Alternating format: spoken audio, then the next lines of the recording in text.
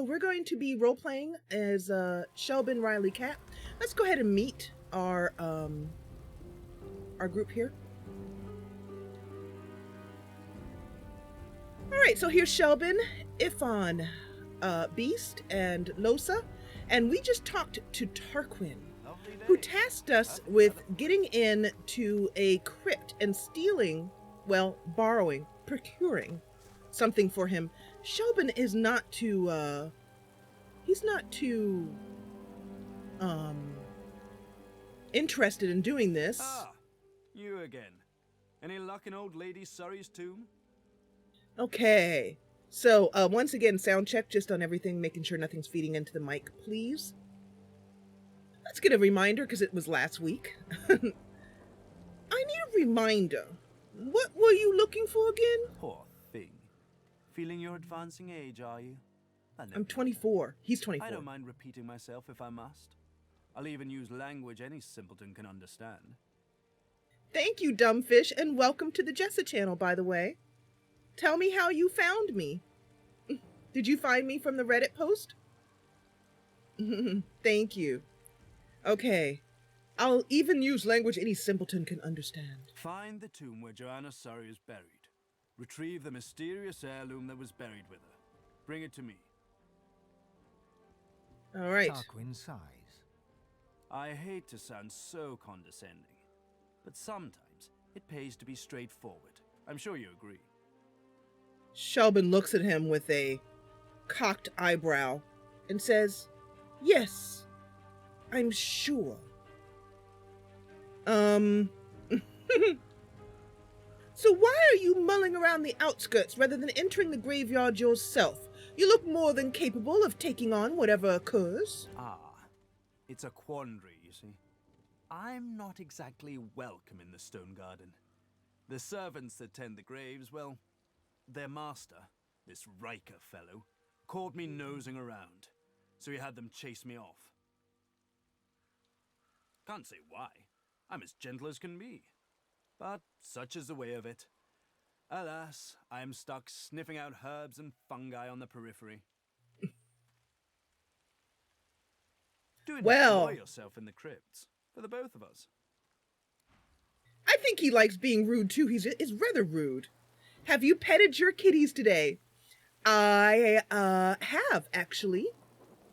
When I was napping, one of my kitties, I was laying on my side, and Lila, she likes to lay on my side, like, so she lays on top of me when I'm on my side. She stretches out along my whole side. So Losa goes over to the gates and she says, "They have locked him out, but I can fix that."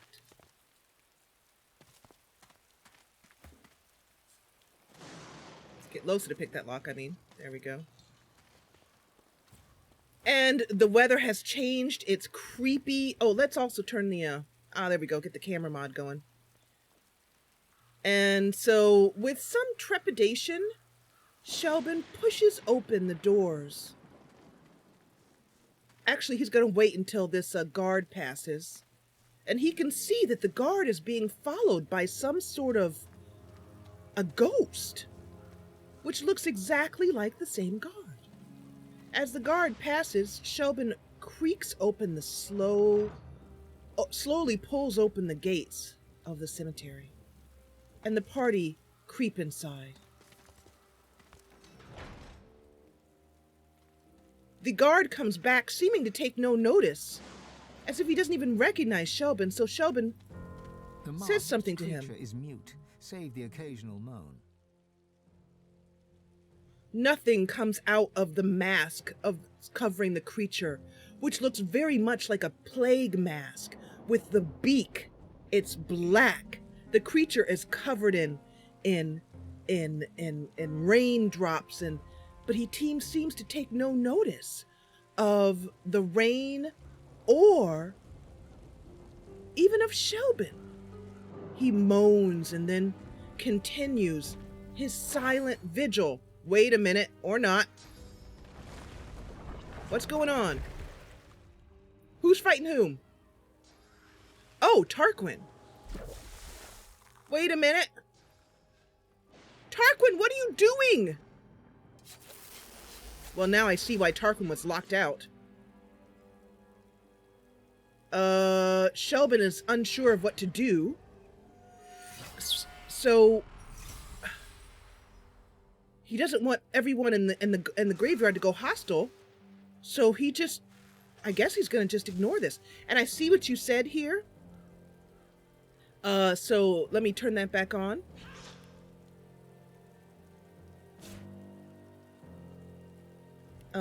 Yeah, because there's not much he can do. Her spirit vision is disabled. Thank you, Ralph. Okay, there's spirit vision. And let me turn it on.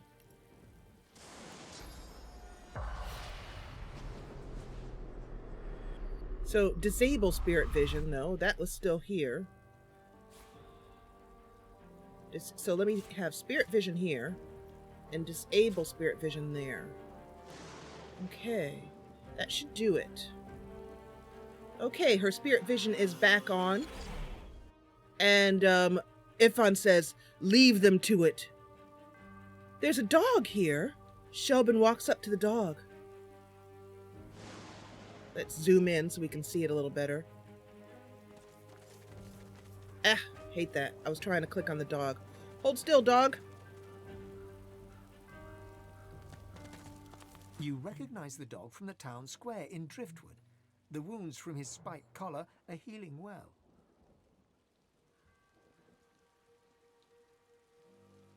This is the dog, Shelben turns to the party. This is the dog. The dog that we saved in the, drift that was the pawn of that beggar who had put a nasty spiked collar around its neck. Losa says, oh, you look very well, little puppy. Are you doing okay? This is a strange place for you to be spending your time. Oh, hi. How are you? I'm good. Hey, do you smell that? It smells like the fish place, doesn't it? Like fish, only, worse. Okay, bye. Before the dog runs off, Shelben rifles in his pack, pulls out a slab of dried meat that they were keeping from their travels on the road and hands it to the little puppy. He takes it gratefully and Shelben encourages him to stay safe. That brings up a man and his dog. As completed, the beggar's dog was at the stone garden. It told us that the memorial near the center smelled strange, similar to the fishworks in Driftwood. In Driftwood, we did go through the fishworks and we found that there was Voidwoken being in a barrel, or like if you exploded a barrel, Voidwoken came out. So I guess there's Voidwoken here too, at the memorial near the center. So we will examine that.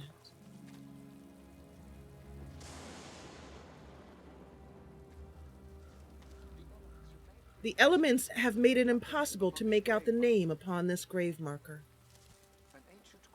An ancient grave marker. The name upon it has faded away. So, you know what's super scary? These, well, not scary, but creepy. These skeletons up here, which you can loot. So let me see. Nothing. Okay. Over here is a specter. Human graves, Shelben says. May the dead stay forever rested. But as they turn the corner, Shelben already sees that there is someone here who is not resting. The spirit of Digger Davis. Oh, good, Bailey. Hello, Jason. Oh, awesome. I know who you are. I have been using your builds. I'm so glad you're here. Are you going to stay and visit for a while? Because I hope you are, because I'm hoping you'll help me with some of this combat and see some of these builds I have set up. I'm very glad you're here. Okay, so, Digger Davis says, and you know where we are, so there's lots of good combat to be had here. Beware the creak and then the click. Okay, Jason, thanks, I understand. Comes the bang. Beware the creak, and then the click, and then comes the bang. Shelben looks at the spirit, while Beast still wanders around wondering what the rest of his party is talking to. Or, well, he knows that they're talking to spirits, but he still can't see them for himself. Eventually, Beast will get the spirit vision skill, as the story dictates. Shelben says, "What happened?" Close your eyes and listen. Shelben closes his eyes and listens. The spirit's memories play out before you in darkest black. The sound alone relates the tale.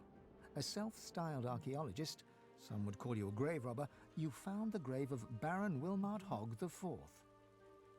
Baron Wilmot Hogg the Fourth. Oh, goody. He should have lots of treasures inside his tomb. Let's rob it. Your footsteps crunch light upon the gravel as you approach the tomb. You know that Hogg was avaricious, paranoid, and cruel, and you yourself value the first of these two traits most highly. Avaricious. Avaricious. I'm wondering what that means, avaricious. I know the other two. I think avaricious just means really greedy. I'm not sure. You ease your way up to the grave and run your hand around the lid, searching for a trap. You find nothing. The wind whispers in the trees and the grass rustles quietly. You slide the lid open with a creak. Click. Uh-oh, you think. Bang. Uh-oh. The silence of the night is rent with a sound of screaming. You're screaming as you burn to death. Shelben says, "I'm sorry. But you were grave robbing. Although, well, we do too." Commiserations, he says. I knew the risks. If graves you'd open, beware the creak and then the click.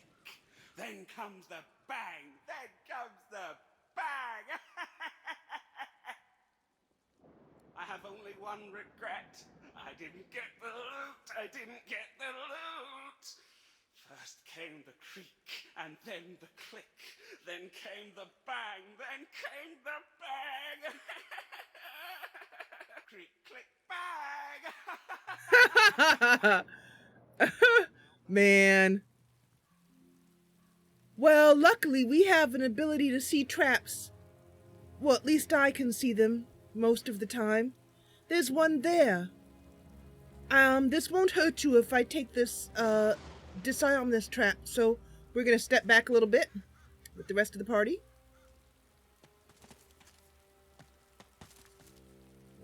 And control click this thing. And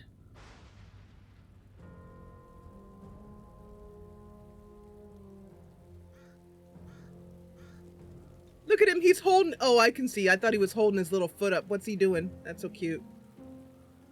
Shelben cautiously walks up to this. Well, B says, "You don't have the strength to move that boy. I'll do it." Beast walks up to the, let me, get Beast out of here. He pulls it apart and then backs up. I heard the click. Haha, there it is. That sucks. What a way to go. B says, it'll go out in a moment. All right, the trap's been sprung.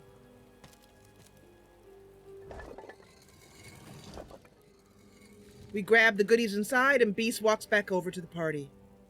They gather around. What did Baron Wilhelm Don Vergerberger have, anyway? Hi, Mara.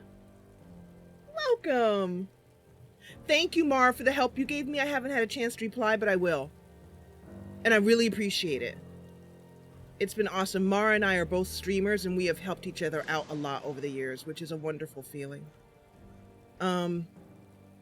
We are both career simmers.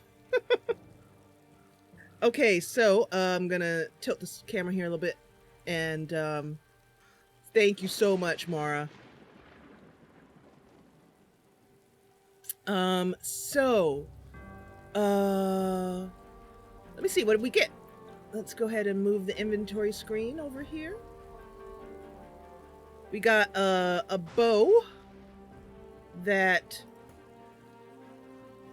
he's got a great crossbow, and I don't. Oh, whoa! This does a lot more damage. It says atrophy and bleeding. So yeah, let's definitely equip that on Ifan and move this here. So Jason, have you tried the mod that auto sorts your loot into bags? Might have the mod name in my description. If I don't, something just auto sort bags or something like that. Here's a staff which we can identify later. Coin purse and a ring. Some jelly room.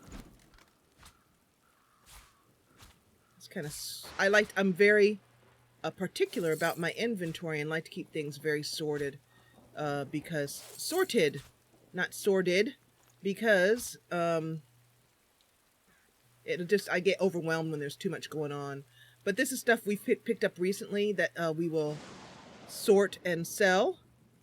Let's see if there's anything that can help us out right now. Identify some things here.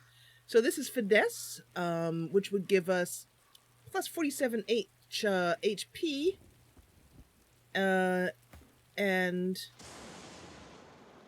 Ifan can use these, but I'm going to combine them with nails, which I'll get out of my crafting materials bag, so that he has an immunity to slipping, because Beast does turn the ground to ice from time to time. And by the way, you can check out Mara on Mixer streaming platform, and she streams Minecraft. I haven't seen her stream The Sims in a while. She does a lot of Minecraft and some indie games. And what else are you doing, Mara? Because I think she might still be having trouble with this. I don't know, but she has been a simmer for a long time. Let's see. Here we have some male armor here, finesse. Oh, it is good.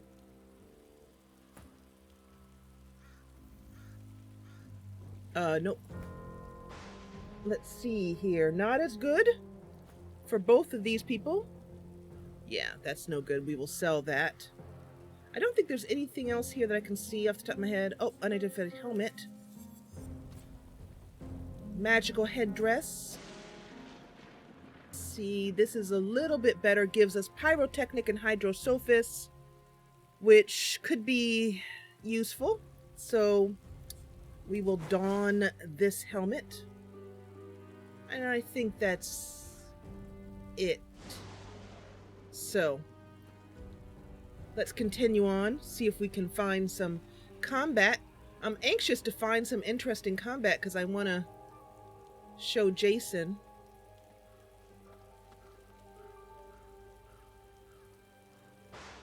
A sinner I, and who is not?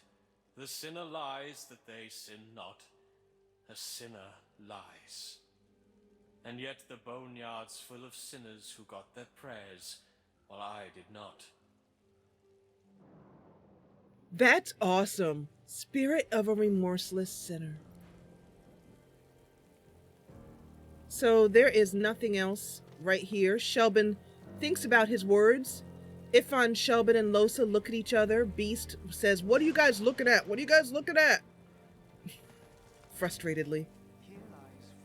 Here lies Philin Surrey, whose family's generous patronage helped to build these burial grounds, and who refused to be buried in the Surrey crypt. Shelben says, "So this must be the Surrey crypt. This is where we need to go next. Do you feel equal to the task?" He looks at his party members. Ifan says, "I'm ready. Losa says, sure, let's do it. And Beast says, yep. You know, because Beast is a man of few words. Shadowed tomb door. Cautiously, Losa walks down the steps. Whoops! Wow, look at that clipping. Somehow, I think the designers did not intend us to have that camera mod. There we go. Let's go ahead and pick the lock here. After some careful listening to the lock clicks open to Losa's delicate touch. Shelben listens carefully at the door. It's as silent as a tomb. Buff, look at all these bones. The party walks into this room. It smells of stale air. And there are bones everywhere. Almost as if the graveyard keepers simply put those who could not afford of true burial, they just shoved them down a hole, and they ended up here in this crypt. It is most disturbing. There's some broken vases. It seems almost as if this tomb has already been trifled with.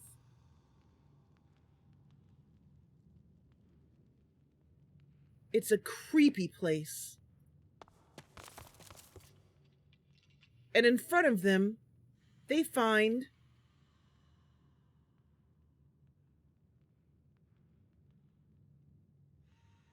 an archway closed off and no sign of how to open it. Shelben looks at each of the walls closely, trying not to step on any of the bones of the dead. I see no latch. Shelben says, there's a light here. What's this? I found something. As he goes over to the light, he says, I found something. Ugh. He has to creep over all of these bones, some of them breaking under his boots. There's a button. Looking at the rest of the party, they agree, and he presses the button. Still stuck. There must be Still another one. stuck, he says. There must be another one. Losa, do you find it? Losa looks around.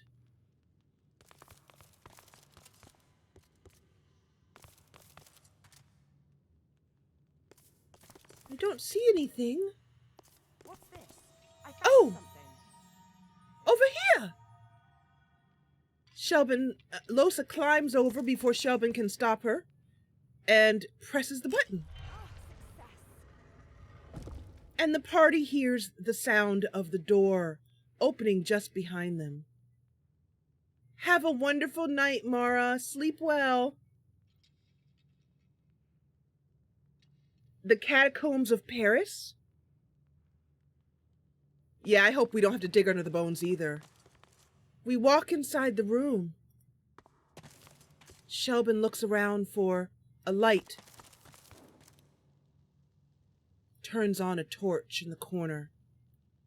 And another here. There's a heavy tomb.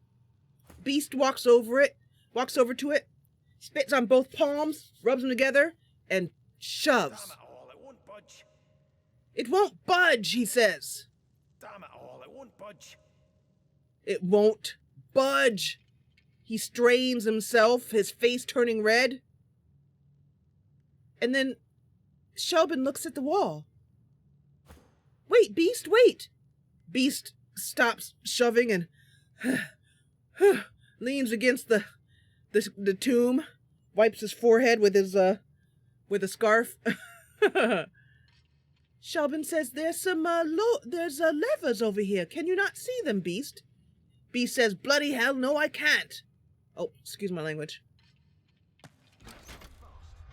They're locked. Maybe it's connected to some other mechanism. They're all locked fast. Maybe it's connected to some other mechanism. So, we're going to separate the whole party out. Wait. How do I do this again? There we go. Spacebar. So, separate the whole party out, and Shelben opens up the gate, as curious as always. Walks into the room and sees a kind of mechanism of some sort.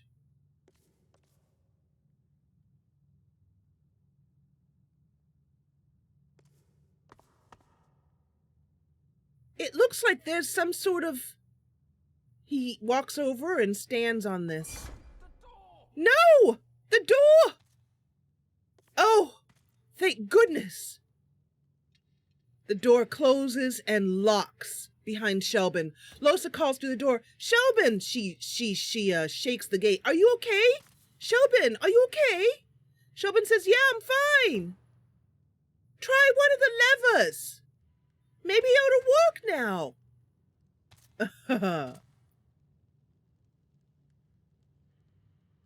A slice of bacon. Thank you. Thank you, Dent. Have a great afternoon. Shelben says, pull on one. Losa says, but what if it hurts you? What if it's a trap? Shelben says, I'll be fine. I've got healing spells. Losa says, okay. Ifan walks over to the first lever and gives it a yank. What happened, Shelben? Shelben says, oil. Oil all over the ground.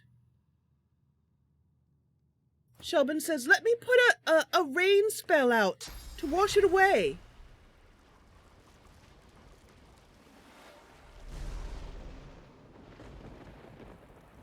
And Shelben does just that, which washes away most of the oil. Then he says, try another.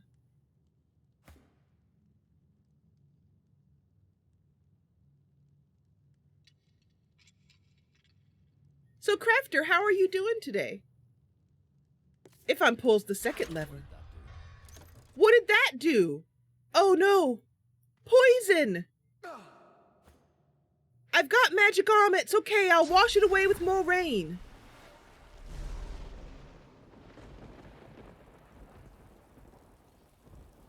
Now there's poison all over the ground. But no more oil. Try the next.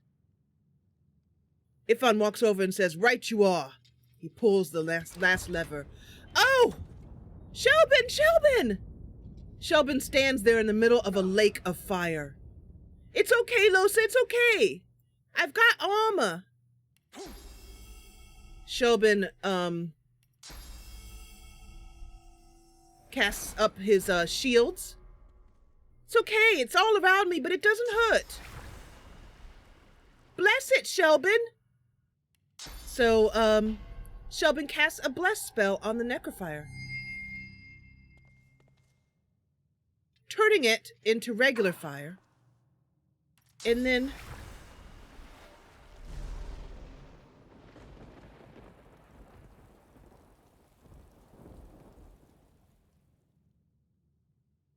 okay, Beast, try it now. Push on the tomb. Damn it all, it won't budge. Losa says there must be some sort of code. Shelben, walk off of that and come out of there right this minute. And Shelben does just that and joins the rest of the party. Beast says there's got to be a code somewhere. I think we're going to have to search the rest of the graveyard and come back to this place. So the party decides that they won't be able to do any good here, and all they'll do is kill Shelben if they just stand there trying different things. So we're going to leave the Surrey tomb momentarily defeated. Well, momentarily put back, but not defeated. As they walk out of this tomb, there is a stately-looking lizard. The lizard hums tunelessly, not a melody exactly, but more of a meandering moan. Let's see. There we go. Shelben notices the lizard humming. He says, "Are you all right?" 10 spans under, humans slept. 10 spans up, the dwarves were kept. Lizards burned in lasting flame. Elven trees towards skies did aim.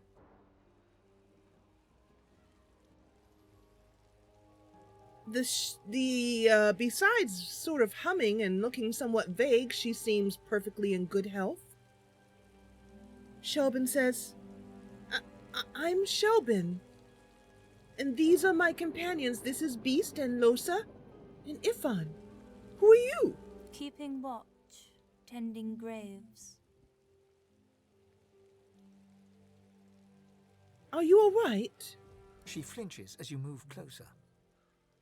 Shelben takes his hand back quickly. No touching. All right, no touching. Her humming fades. The eerie silence lasts for several seconds. Riker might get mad. He doesn't like it when someone touches his things. Who is Riker? She shivers and whispers. Powerful sorcerer. Lives here, right in the garden. He can take the you from you. No brain, just body.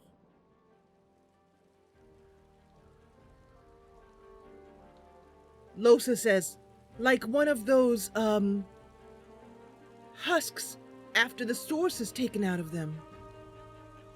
He's somehow either taking their source or their minds or something, the same thing. The hammer. What's her name? Can't remember her name right now. But what she does. She points at her head. Dallas. Shelben looks at the rest of the party. They got nothing up there. Riker has it all now. They need to be freed. Only way. Kill Riker. If he is truly doing what I suspect he is doing to you and to that poor man I saw at the gate. And then suddenly Shelben notices another one over here. Another one of those masked servants. I can see the ghosts behind them. I don't like it at all. I would kill him if I needed to. The servants, so lost, chained by Sorcerer Riker, but they can still go home to the hall. Set them free. Losa looks at Shelben and nods. The ensuing silence lasts for several seconds, until she picks up the melody once again and turns away. Shelben leaves her to his work, and that gives us a journal entry. The reluctant servants. The graveyard keeper Farima has implored us to kill Riker in order to liberate his servants. Losa says, if he is making more of those husks of humans, we must do something. Shelben agrees wholeheartedly.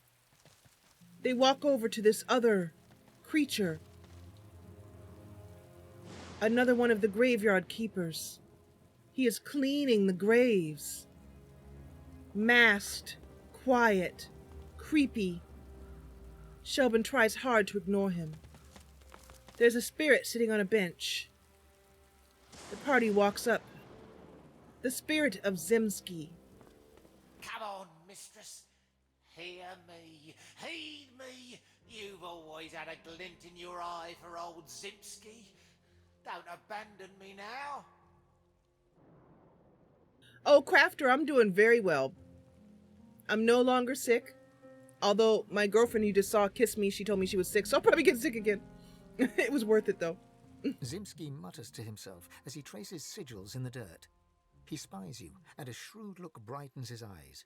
He stretches out a hand, showing you a solitary coin on his palm.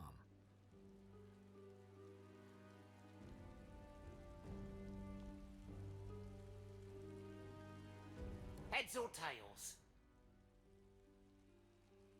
Shelben shrugs and says, tails. He flips the coin high in the air. It twinkles beneath the moonlight as it spins down, and he claps it to his forearm. It's tails. Lucky. I'm usually not very lucky, but if you say so. Enjoy it while you can. All my life I served Lady Luck, and see how it ends? In the dirt. Just the same as everybody else. You served Lady Luck. Turning from you, he crouches back to the dirt. He resumes tracing esoteric sigils, his fingertips swirling through the graveyard clay. Shelben looks over the ghost's shoulder. What are you doing? What are you drawing? Signs to call her. Oh, Lady Luck always came when I called. For 30 years we roamed Rivellon together. She was my faithful mistress, from card game to wager to grift. She was the life of me. Yet she wants no dead man. Now I cannot influence even a coin toss. But you breathe. I'll wager you've more use for my gifts than I do. Here, tell me what you truly value. If my lady sees fit, I'll give you what I truly value in return.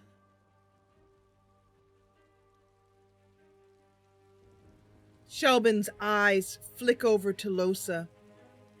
Well, in his true heart, he truly values her. But he is a little bit reluctant to say that with her standing so close by.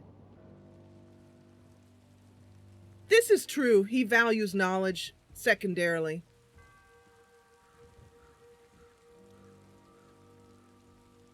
I value knowledge. And in that vein, I've read that Lady Luck is no more than a demon in disguise. Knowledge would tell you that. Ha! And what difference do you discern between demons and gods, scholar?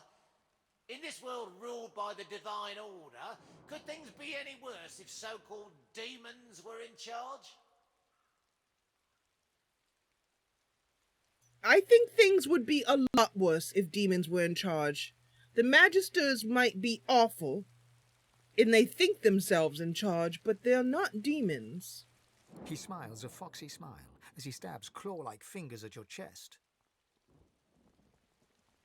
Shelben steps back, not wanting, even though the fingers are ghostly, and reflexively steps back. He begins to trace sigils on your flesh. Though you cannot feel his fingers upon your skin, something inside you shifts. You feel a coldness, and a sick longing seeps into your heart.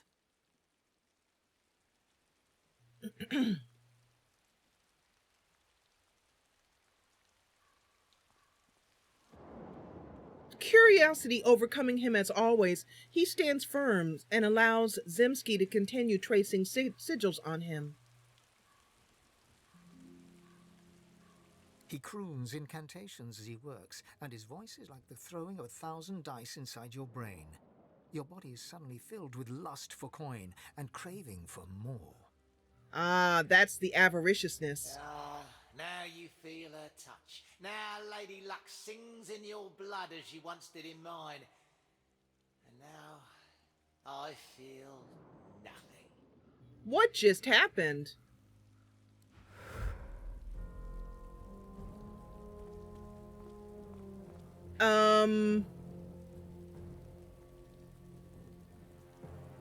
Shelben now has a lust for coin. He turns around looking at the rest of the party, but there's a new distance in his eyes. So I'm wondering, though, it doesn't seem like this gave him anything particular, like any kind of curse or anything like that. So I'll add it into the role play. Shelben walks off from the party, sort of humming to himself. He begins looking in every single coffin. There could be something in here. Let's look. Maybe coin. Maybe something.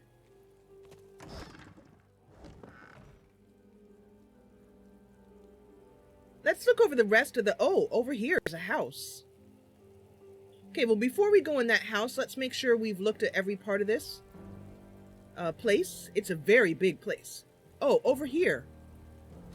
There is... There's a dog there.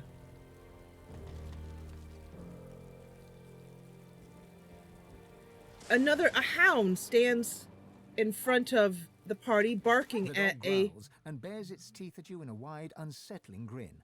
You swear you see a worm emerge from its grave. Ew. Come closer. I dare you.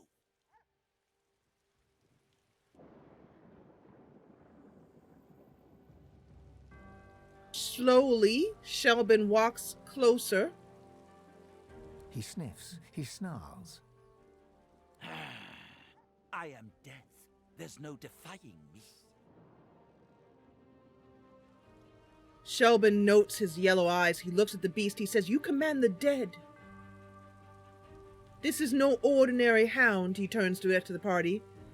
Losa says, "I had gathered as much." The dog's growls intensify and transform into a rhythmic rasp that mimics laughter. You swear you see the ground behind him momentarily churn and tremble. Shelben looks behind the dog nervously, expecting to see hordes of dead come out of the ground from beneath his feet. Yes, it is as I said. I am death. Flesh decays, but bones dance for me. And do I warn, not one step further. I know what you want here, but Canna's already laid claim to it. Canna? What do you mean, Canna? Who is... And what do you mean, it? Enough lies. Enough farce. You've riled the beast, and the only cure for the affliction is blood. Shelben looks around for a beast to suddenly appear somewhere. And then Beast growls at him, "I'm the only beast around here. You rile me. You feel the pain." The dog raises its head to the stormy sky and howls. The earth beneath you vibrates. A dirge plucked on the strings of a rotting lute. Uh-oh. Necrotic troll, you are summoned. Crawl through the gate. Oh, crap. Earth opens for thee. So, Jason, if you're still here and watching, this is combat here, which, if you are watching, I'll show you how I'm trying to use these builds. So we're going to do a rested bonus here, and Andreas takes his first turn as we have our first battle. And what the heck is that? Oh, hello, beautiful. You're very attractive in a totally freaky kind of awesome, awful way. As usual, Ifan finds himself stuck in the middle of battle.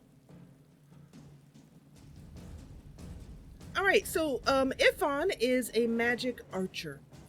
And he needs distance. A monster skeleton, look at that. Isn't that awful, Crafter? So we're going to do a tactical retreat as far away as we can from the battle and perhaps get ourselves a little height.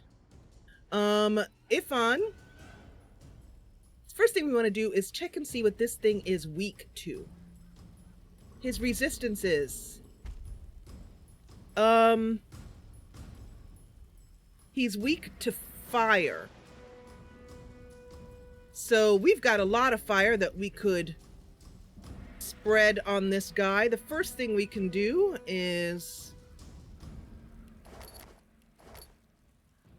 we have a nail bomb grenade, cluster grenade, multiple balls of fiery mayhem, and rain down again. creating fire surfaces within a 3-meter radius. So I've only got one of these, but I've got a lot of firestorm grenades, so I'm going to use one of those instead. All right, so Andreas is about to feel the pain. I hate to hurt dogs, but I don't mind hurting dogs who are basically death and have worms in their gums. All right. He's got a lot of magic armor, but at least he's got to walk through some of that in order to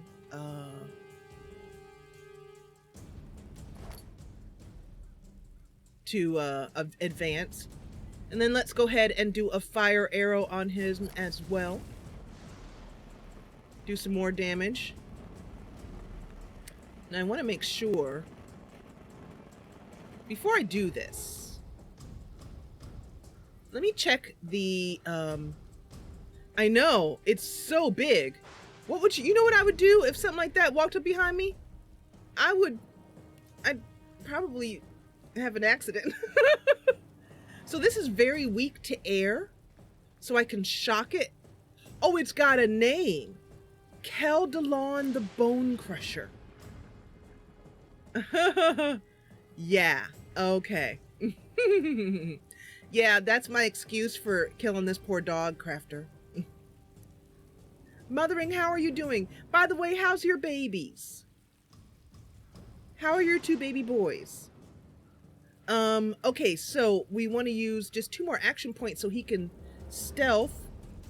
Actually, we're not in a place where he can stealth. So I'm going to have to use an action point, unfortunately, to move out of... Oops. I should have moved him. When I tactical retreated him, I should have tactical retreated him to a place where he would be out of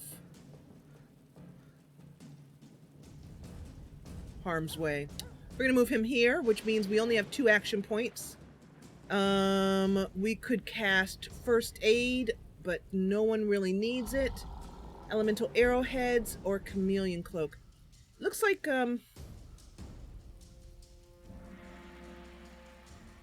looks like we're going to use a Chameleon Cloak and end his turn. Actually, you know what? I'll just, stealth with him. And then I'll end his turn. He's going to lose an action point, but there it is. Shelben is going to do the same thing. We're going to move Shelben over here. Have him tactical retreat out of the way.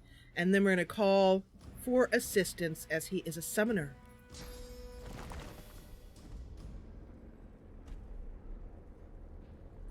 They're good and they're fine. Your grand is only over a lot. Oh, okay. So let's put, we could summon him in fire, actually, and do a fire incarnate. So let's do that. Mr. Bun says, hello, hello, good day. Oh, look at that. My hair is on fire. It's a very nice look. I like it rather very much. It's very attractive. And we're going to give him, some extra magic armor or... Yeah, we'll do magic armor first. So I am clicking on the Farsight Infusion, which gives him magic armor and also gives him the ability to do ranged attacks. I chose that one because I wanted him to attack this, but unfortunately, target is too far. That's a problem. We can't really do any range attacks because this bone thing is too far right now. So we're just going to do the damage. Hello, Angie. We're just going to do the damage on this Andreas. And it is now Beast's turn. So this thing is already wet, which means that we can begin to work on freezing it. And I think what we're going to do is try and freeze the ground surfaces. It's got a little bit of a water resistance, but otherwise not too bad.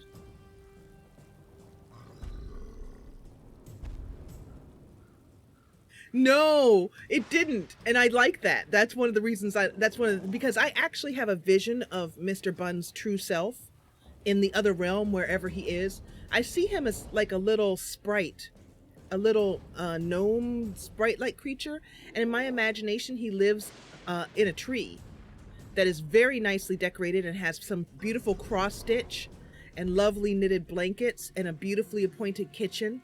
There's a book called Gnomes that shows a gnome kitchen, a gnome house under a tree, and I feel like he's basically like that. He's like some sort of kindly spirit, and this is not his real form. So, really? I've never noticed that. Angie, I hope you're well. I know you're tired, Pumpkin. I've been keeping up with you on Discord and thinking about you regularly. Okay, so let's go ahead and do global cooling. We're gonna freeze the ground here. I think what I'm gonna do is I'm gonna cast rain. Do I need to cast rain? Nah, he's already wet. Let's go ahead and do global cooling, which should freeze, well, actually, let me make sure. Freeze all susceptible surfaces. Actually, I do need to do rain because I want to, well, flip. See, I don't know if it's going to freeze. I don't think it will. I do think I need to cast rain first, I think. Causing us to be wet, but that's all right. All right, so that's going to freeze that surface, and we're going to do global cooling.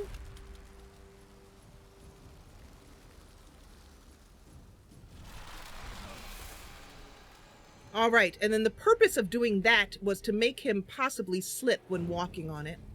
Now we're going to do a Phoenix dive straight into Andreas's face. And then we are going to do a, let's see, we haven't got enough to do Petrifying Touch. So I think I'm going to do Soothing Cold to keep our magic armor up for allies that are nearby us. Next up is Losa's turn. Losa is going to Cloak and Dagger over to this thing here. To Andreas, this thing. We're going to Cloak and Dagger, come around to here, and do a little bit of backstab damage. And then finally, I'm going to have Losa stealth. And I should have chameleon cloaked, actually. So, Ifan has now been seen. His sneaking has failed because there's now some sort of nasty bone cage thing. I'm going to just promise you that we're not going to zoom in on this thing because it's disgusting. He's raising up a bunch of stuff here. Losa is now poisoned, and Ifan, ooh, miss. I love that. Bloated corpse. That's disgusting. Truly nasty, icky. I'm disgusted. All right, so, what we need to do here is, what are you susceptible to? Air.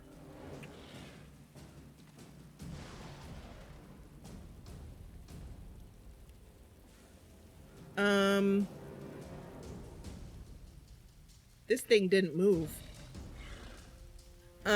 Let's see here. I think what we're gonna do is some teleporting.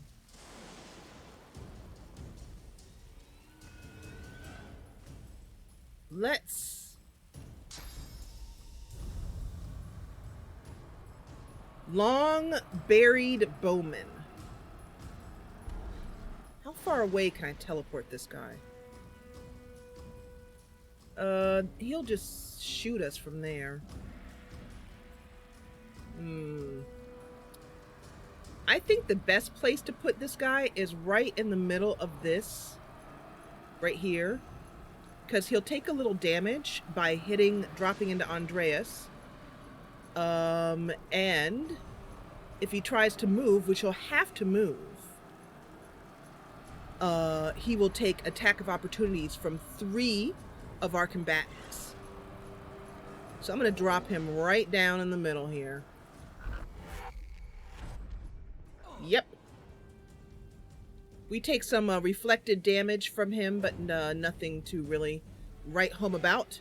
And now, our best option is to work on this Keldon the Bone Crusher. He is still wet. He's still got a ton of magic armor. This fight is going to take forever. Hello, Bambi! Welcome! Welcome to the Jessa Channel! Adulting can be hard. It can be hard. And so sometimes I decide to go to bed instead. Okay, so air is his biggest one. So we're going to do shocked arrows on him. But it's not going to make... I mean, he's weak to those things. Actually, let me examine one more time. So if... reduces the damage. So yeah, so he will get more damage from air. So let's go ahead and do that. We do have a lot of shocking arrows. I'm going to do one on him here. Do a little bit more damage. That did almost 200 damage, not too bad. Next, I'm going to do ballistic shot. Or maybe sky shot. No, I can't do either one of these, unfortunately.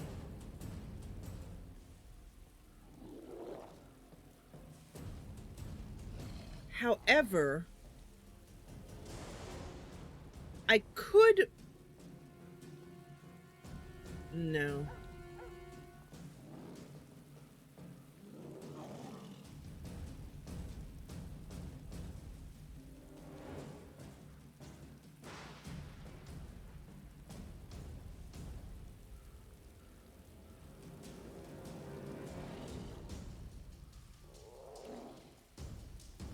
Okay. So, all I did was change his gloves out to give him a little bit more magic armor since he doesn't need to use that teleportation spell right now. And then I'm going to chameleon cloak him again. He needs to stay hidden or he will get stun locked. Alright, so he is now invisible. Oh, he ran around our nicely crafted frozen thingy. Alright, it is Mr. Bun's turn. Andreas is almost dead.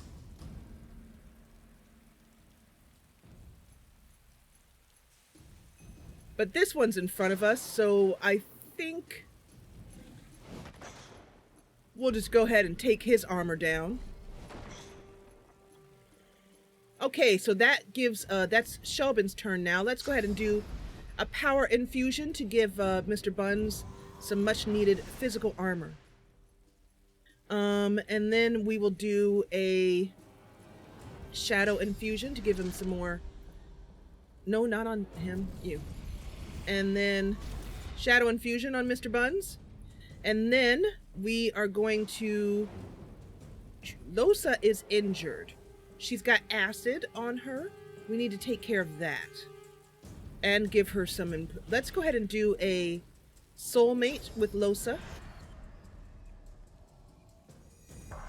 That means that whatever armor and physical... Whatever healing and armor we get for ourselves...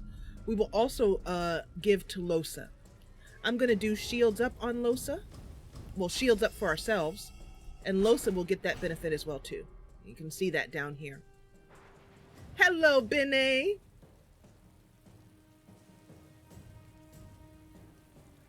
So, Bambi, have you played a Divinity Original Sin 2 before? It's an awesome game. It is one of the... It's become my... 4th favorite game of all time, and I'm not even finished with it. It is that awesome. Okay, so Beast is here. Beast is doing great. He's in the middle. Look at him. He's just like, he's not taking any trouble. He's gonna go ahead and kill this bowman. This skeleton's gonna come our way, but we want to kill as many things as we can here. We could take down Andreas or the bowman. I think the bowman I'm not going to worry about because he's got to move. If he tries to shoot us from these close ranges, he's going to... So I think Andreas is really the more... and they both... Andreas has physical armor still. I think our best thing to do is a battle stomp here. it will knock down yeah.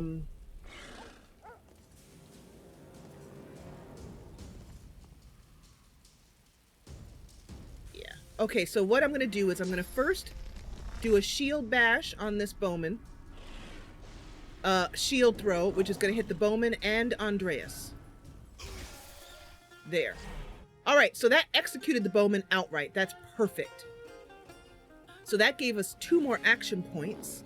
So now we can use that on taking down this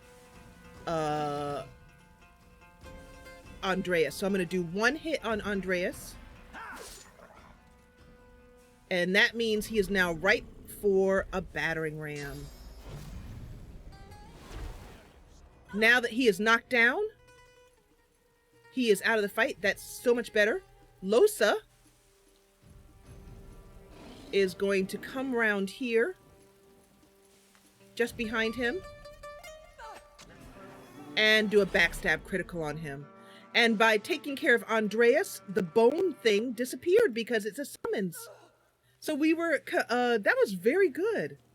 That was awesome. That went down really well. I like that. That was some really good party cohesion.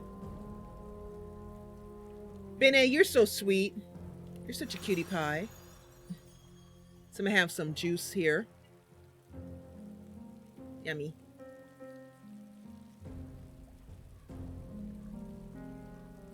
So when you have a summoner on the field, concentrate on the summoner, because the summoner, like Mr. Bun says, oh, and goodbye. Thank you for the fun, a lovely party. Because the summoner, once he dies, the things that he has summoned die with him. So it's always a good idea to concentrate on the summoner. Shelben now sees the ghost of the dog, Andreas. He turns around to everyone and says, is everyone all right? They all nod. The dog spirit rolls his head around, gawking at the ground and sky as if he'd never seen them before, then locks his eyes on yours. He snarls, unconvincingly. I am death.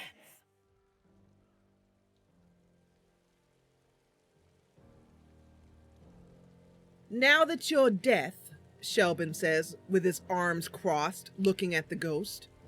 He says, tell me what you're guarding now that you're death. Dead. Anathema, it will be ours. The masses will tremble. Our enemies will bow before the demon blade. Look at this icon for him. It looks awesome. Anathema. Hi, baby. Oh, did you guys hear him? He meowed. The baby. Hello, Michael. Welcome to the Jessa Channel. How did you find me? We just finished an awesome battle, but I have a feeling that there's another one coming up because we're about to go inside a crypt. We are playing Divinity Original Sin 2. Thank you, Angie. Angie, you're the only moderator here today.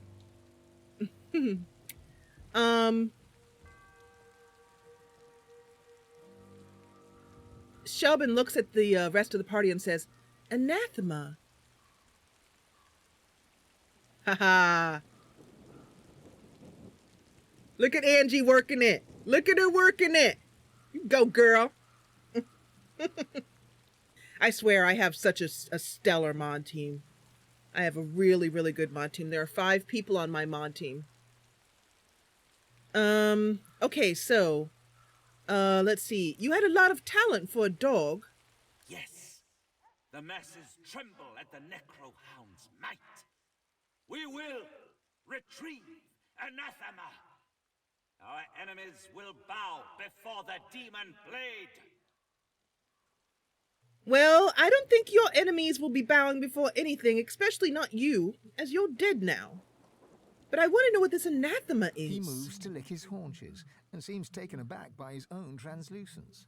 Once a demon, now a weapon. We heard its call and slayed our allies in its name. It is near. With it, we will slay living and undead alike. There will be no mercy. So you were looking for some sort of ancient weapon that was once a demon, and you heard its call, so it's nearby. And you slayed your allies. You will slay living and undead. So this is a blade which can kill undead. It sounds very powerful. This must be the blade that Tarquin is looking for. The canine spirit lifts his head to howl, but can barely manage a whimper. He tucks his tail between his legs, shocked at his own impotence. Shelben says, "Be off to the halls with you. Be off to the halls of the dead." The dog doesn't pay him any mind because he's a disobedient dog. Okay, so we have a hatch here.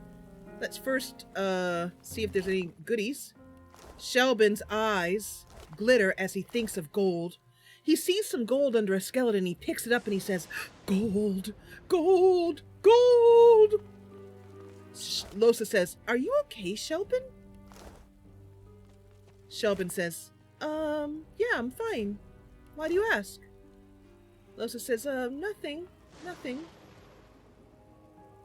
All right, so we're going to open this door here. Let's pick this lock. Hello, Ralph. Yes, Crafter, I can do that. Absolutely.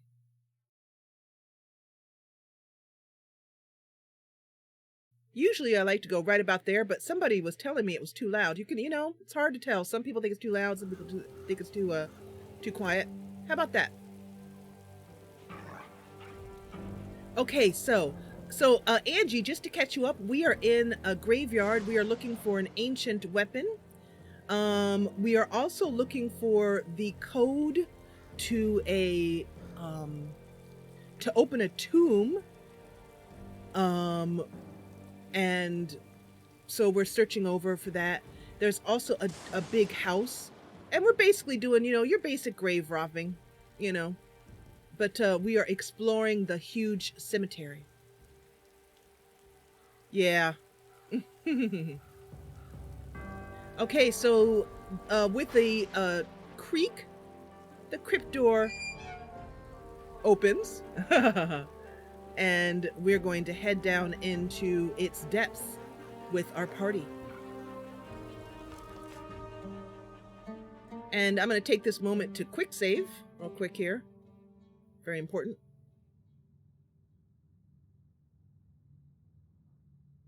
It smells like dusty old bones. So still here, like the air itself's been petrified. It's so still, Shelben says. And then as the word petrified leaves his mouth, he notices that there is exactly that. A seemingly stone person standing in front of him. Ancient. As he walks forward, there's another over here. And then here. But this one is different. This one's wand still glows with energy. Shelben walks up to him and touches it. Oh, that's awesome, Angie. Thank you, Angry Wolves. I'm so glad whenever you drop by to say hello. That's awesome. I'm so glad to see you today. Hi. Yeah, like Pompeii. Like that poor dog in Pompeii. Yeah. So, despite Angry Wolves, I say this a lot, but despite his name being Angry Wolves, he's an absolute sweetie pie. A total sweetie pie. Okay, so this is Quana. I'll say Quana. Here. The petrified woman cannot speak, but her eyes glow with the fury of the sun. Shelben looks at the party and says, well, first of all, it's dark in here. Let's dispel some of this air. Ah, that's better.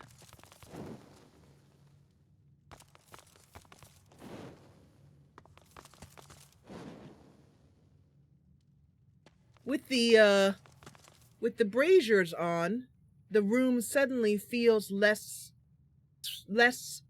heavy, less a word that means heavy and on your head, pressing down. I don't know what word that would be.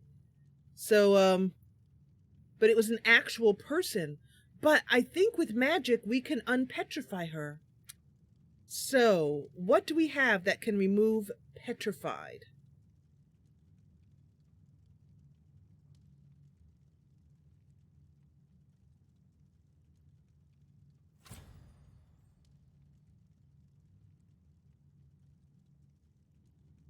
I know we must have something. Oh. Oh, here. Oh, I didn't know that. Awesome.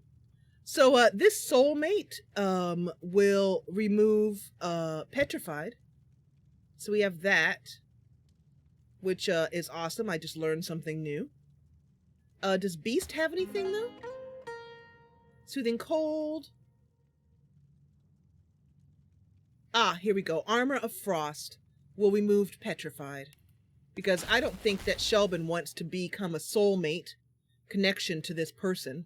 So we'll just do Armor of Frost on her.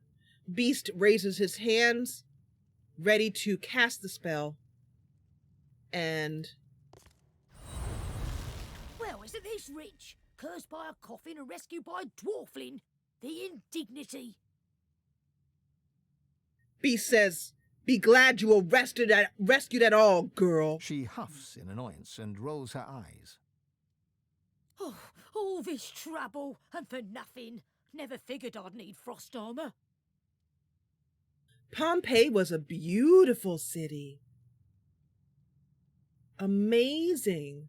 If you've not ever seen, I mean, it's horrible what happened, but it's also an archaeological marvel that the ash from the volcano basically froze everything in time so that you can see things almost as if they were back in, as they were in the time. So it was a horrible tragedy, but great for archaeology later on. I like Pompeii a lot. I don't know if I'd ever want to go there because it must be so creepy to be walking around a place where thousands of people died in a minute's time, 10 minutes time or whatever it was, a short period of time. Like the people who were lying down on the ground hugging each other. Oh, that's so sad. Oh, so sad.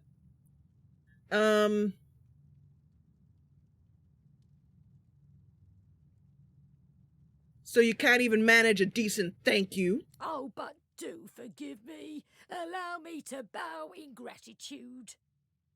She bows in insincere reverence. Her arm rests on her back, hand mere inches from her staff. Beast, not being stupid, moves to attack. The deep bow doesn't falter. She locks her eyes with yours and smiles. Beast readies his shield and blade and says, don't even think about it, girl. Oh, your type is so predictable. Spot a problem and you grab a blade and get to stabbing. Well, your type is no less predictable. A mouth that's dirtier than a sewerage. A jolt of cursed fire flares from her staff. Anathema will be mine. Shelben says, anathema? Anathema is here? Wait! But it is too late. And we are in another battle. Yay! Awesome. Good. That sounded insincere, but I really do like battles. But what we're gonna do here is, as usual, we're gonna get Ifan out of the way of possible trouble. Can he go I don't want you to sit down. So we're going to tactical retreat back here.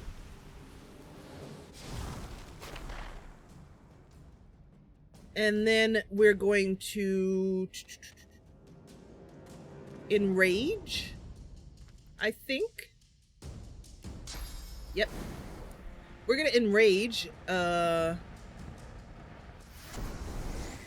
going to do some really awesome critical damage. Get her down as far as we can. Oh no, path is interrupted by this tomb? Crap. That sucks.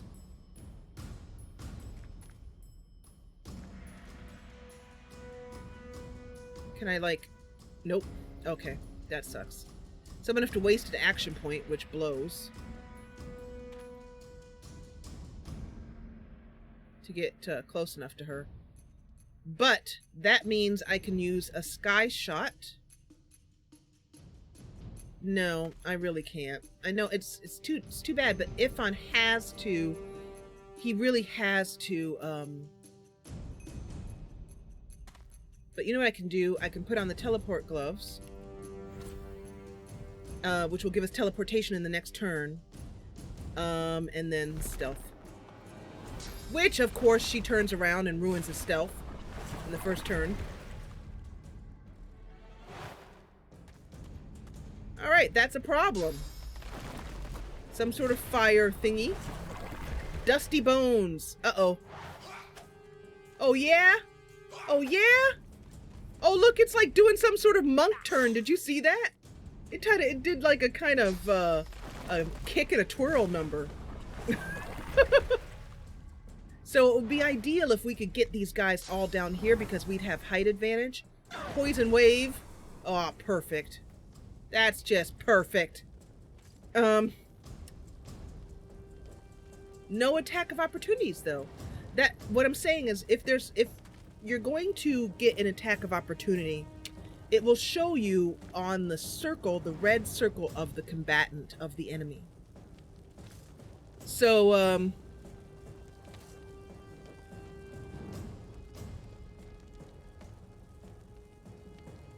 oh, okay. Hi, Jackson.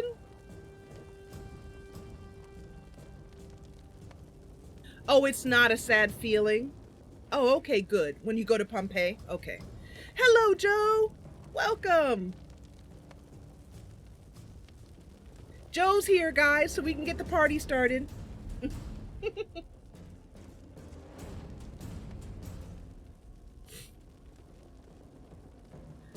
Okay, so anyway, that means that he can move away without taking a attack of opportunity. So what we're going to do is we're going to teleport her over here. Land her right on top of her skeleton friend. And they'll both take some damage. And then we're going to bring as always, bring Mr. Buns into the fray and put him right in front of her. So that if they move, they take an attack of opportunity. And it's Mr. Buns' turn, so he's going to 411, 611. Let's work on the summoner, as always. Do some mad damage for her. Ooh, you know that hurt. And then she is now out of physical armor, so that means that we can come over here and we're gonna do something awful to her. Just awful. We're gonna come over here. Like so. And then we're gonna petrify her again. And give her a taste of her own medicine. Oh, it was blocked by magic armor. Crap. That was a waste of a good spell. For some reason, I thought it was physical armor that blocked that. Oh, well. Let's do a bouncing shield on Quana. That will get her and the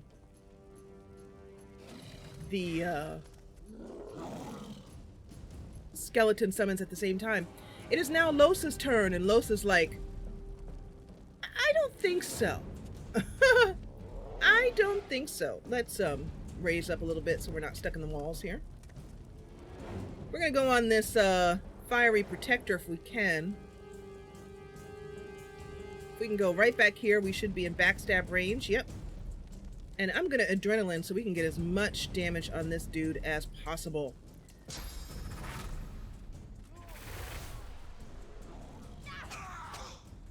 Two backstab criticals take half his armor down.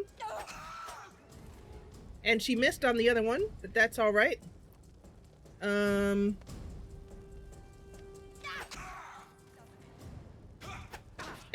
look at him, he's just kicking Shelben in the butt. You know, you haven't lived until you've had a fiery... Oh, he's taken Shelben's health down quite a lot. That's not good. So Ifan says, oh no you don't. Let's go ahead and examine and see what he is weak to. So he is weak to air and to earth. So let's do a shocking arrow on him as a magic archer. That should... Oh man, he missed! Oh, that sucks so hard. That's a waste of a good arrow. Ticks me off.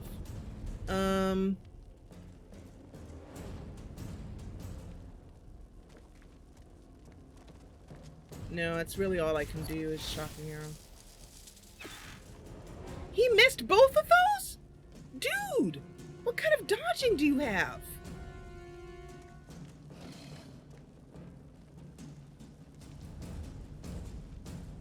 How do you miss 2 point-blank arrows?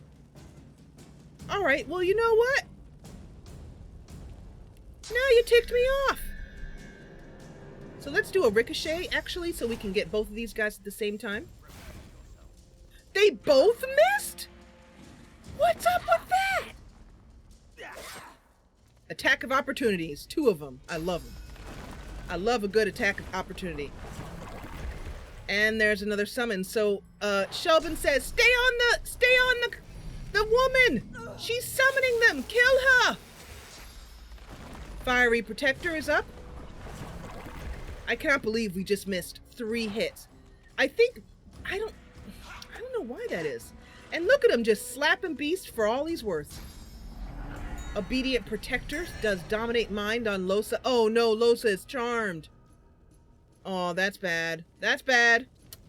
Mr. Bun says, oh, I don't think so. No, I don't think so. It doesn't look like we're going to get an attack of opportunity here, so we're good. We're just going to come over here and lay down the pain. Wow, this is tough. All right, Shelben says, stay with it, stay with it. We're going to give a, let's see, what do we need to do here? What's the best thing to do? Distraction? Soulmate? Lohse is charmed. I think the best thing we can do is first we need to move. So we're going to tactical retreat over here so that Shelben is going to take a little bit less damage. And then I think we're going to do a power infusion on Mr. Bun so that he can kill in the next turn. And then I think we're going to do some distraction here, and we're going to do a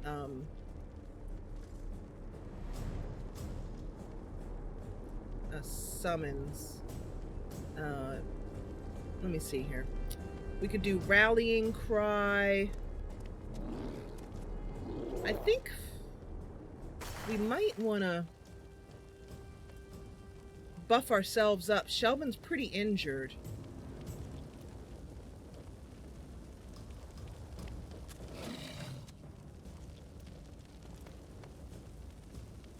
So I'm trying to decide offense, put down something offensive, offense, not offensive, offensively, or defense. And Shelben's low enough that I'm thinking possibly defense. No, I don't know. We're just gonna go for offense and hope that Shelben stays out of trouble. All right. Oh, that was beautiful. Great choice. That was awesome. So what happened was we put down the blood totem. It one-shot the Kana, and all her summons went away. awesome. That was beautiful. I like that. Mr. Bun says, these parties are so fun, but I do think that there's rather a lack of refreshments. I could use a cup of tea right now, couldn't you? Something with 2 sugars and a bit of milk.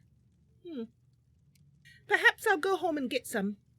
And, oh, I made some delicious carrot cake with walnuts in it. I'm very fond of walnuts. So I think I'll have some of that later. Well, it's been very fun. Ta-ta! Bye!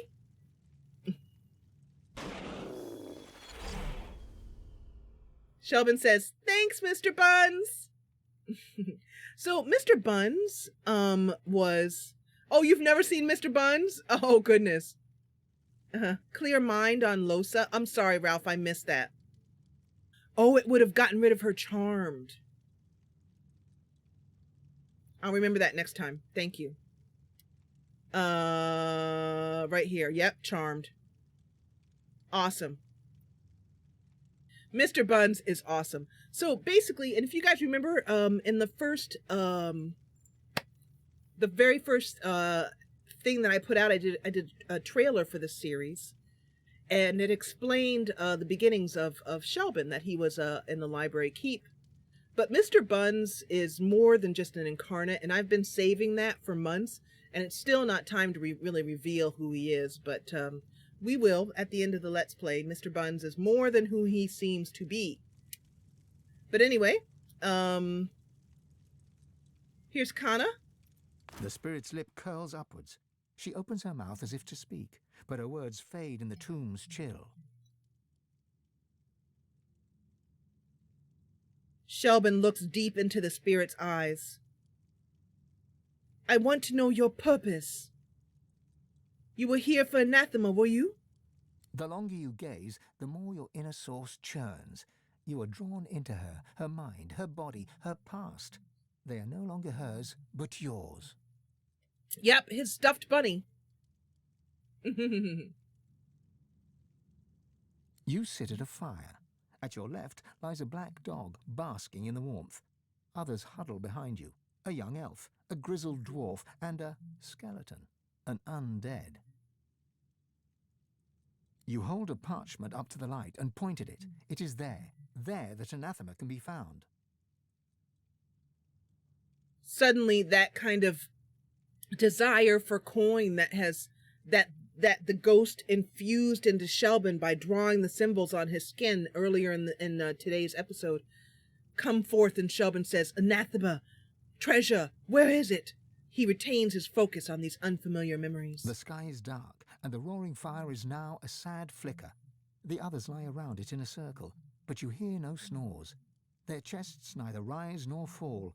Their eyelids never twitch. You look to your left. The dog's yellow eyes lock with yours, and the two of you turn from the ring of corpses. So they killed their companions, their allies. Why, I don't know. And you gasp as you are thrust into the present. You take a few deep heaves, then glance at the spirit. Her mouth continues to gabble, but you're grateful that only silence reaches your ears.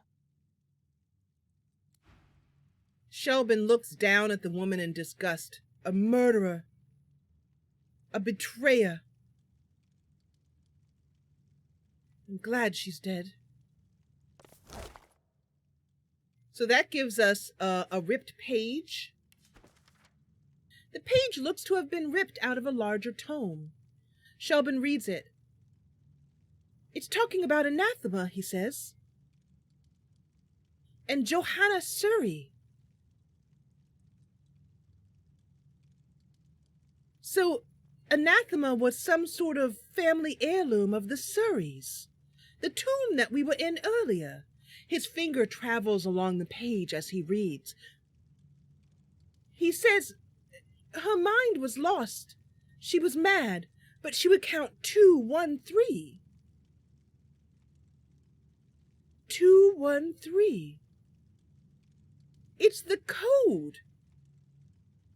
It's the code for the tomb, the Surrey tomb. The same succession of numbers mentioned in the text has been scribbled in the page's margins, 2, 1, 3. And that gives us a journal entry here. All in the family. We've procured a page telling of a renowned object that drove the late Johanna Surrey to madness. Scribbled in the margins are the numbers 213. Okay. So let's make sure we take all of that. Now we can get on with the looting. There's a hissing tomb. Shelben walks up to it and he says, "This is the tomb. This is where anathema would be kept." And greed overcoming him, he runs over to the tomb and opens it. Won't budge. Or tries to. It won't budge. Beast says, "Let me do it." Losa says, "Wait!" Just as Beast is petrified. Shelben walks up to Beast and says, "Beast? Oh no. It's trapped." Now, I don't know if he got... No, he didn't. Okay, so that's a little annoying because he didn't even get what's in the tomb. So, yeah. Hello, princess. So now Beast is petrified. Luckily, we have another way to take care of that. We're gonna cast Soulmate on him.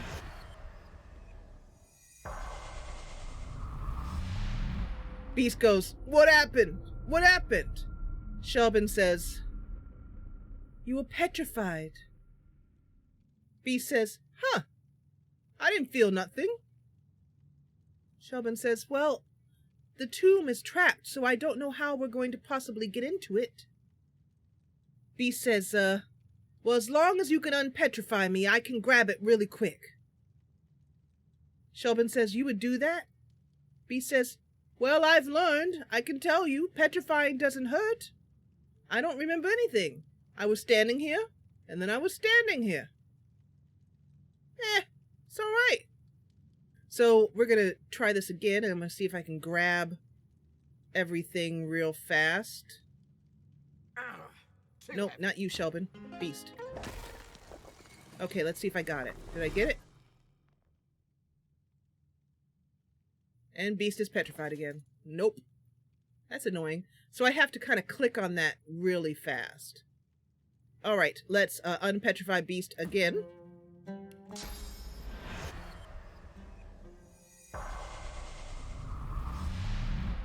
Beast says, "That tickles." Whatever that spell is you're casting. Beast, try it again and grab quicker. Okay, one more try. Crap! I can't get there fast enough.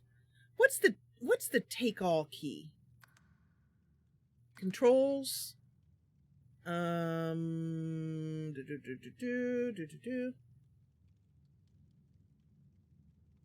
Quick load, quick save, split item, toggle crafting, toggle sneak, take all, left all. I did press left all. That's what I pressed. Okay, well, we're gonna have to do it again. Can you put the freeze thing? Oh, I have Armor of Frost. Oh, I forgot about that. I can. Yes, thank you, Crafter. This really doesn't matter. It's the same spell. I mean, well, not the same spell, but it does the same thing. So let's try this one more time, because Beast is the only one who can open this. So I'm going to go like this, and then ah, we got it. We got it. I hit it fast enough. Got it. Perfect. And look at that. He's not petrified because I grabbed it fast. Awesome. That's cool. Shelben says, "How do you feel?" Beast says, "Fine." Did we get it? And Shelben says, "Yep, we got it." So what do we have here? An unidentified amulet. Okay, so first of all, let's move everything over here. See if I can put these together in the same... Nope. It doesn't matter. We have a skill book. We have a wand. Poison. Shelben doesn't use poison. An unidentified belt. Plus 40 armor, plus 1 sneaking, plus 1 bartering. Yeah, let's put that on you. You do the bartering in this. Lucky charm. Let's see if Losa can use this belt. Oh! I was like, did you guys hear that? What was that noise? For a second, it sounded like a siren. No, that was a violin. Nimble belt. Much less than everybody else has. So we'll lose some lucky charm, but that's alright.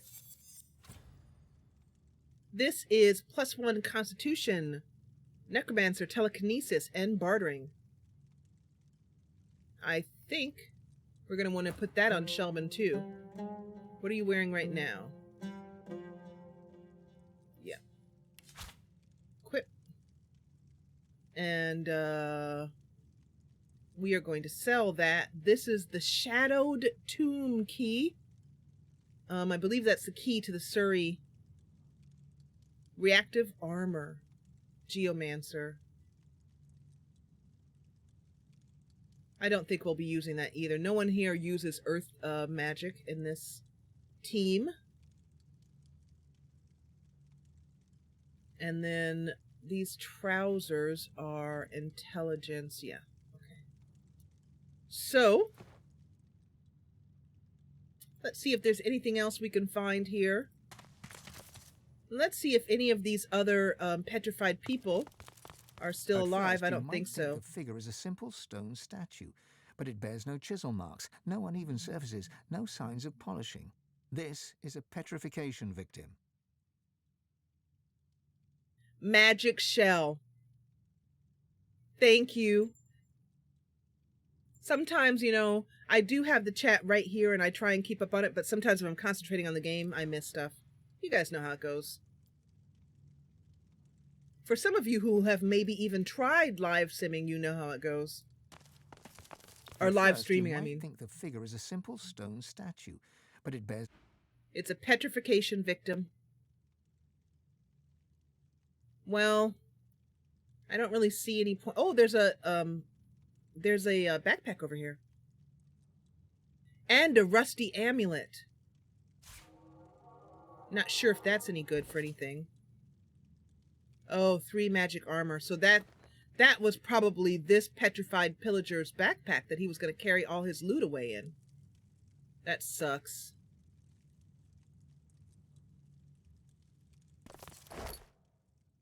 $185 gold. You had been successful in your pillaging.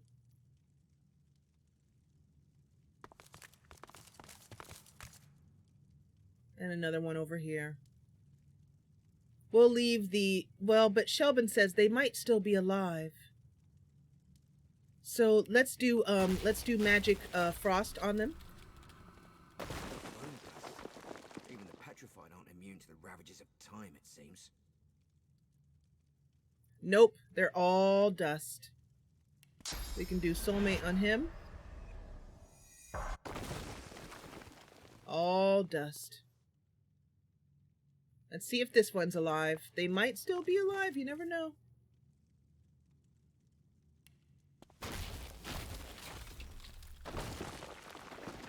Nope. They're dead. They were probably petrified down here for hundreds of years. What gave it away was the rusty amulet over here. But yeah. Oh yeah, the blood. It'll fade away into the stones with the eons. So I don't think there's anything else we need to grab here. I think I got all the skeletons. Nope, I missed you. Oh, I almost missed a ring.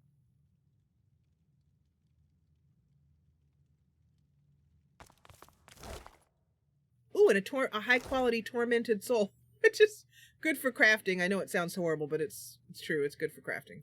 Okay, I think we've gotten everything we can out of this tomb. So let's go up for some much-needed fresh air. But also, let me quickly save. We are in the gated crypt. So we're in Act 2 of Divinity Original Sin 2, and the story just gets better as you go, in my opinion. It gets deeper and more rich. There's a lot of layers to it. For example, there's the whole becoming divine layer. There's the possibility that his other companions are also might even be trying to backstab him. Some of them, maybe Beast or Ifan, probably not Losa.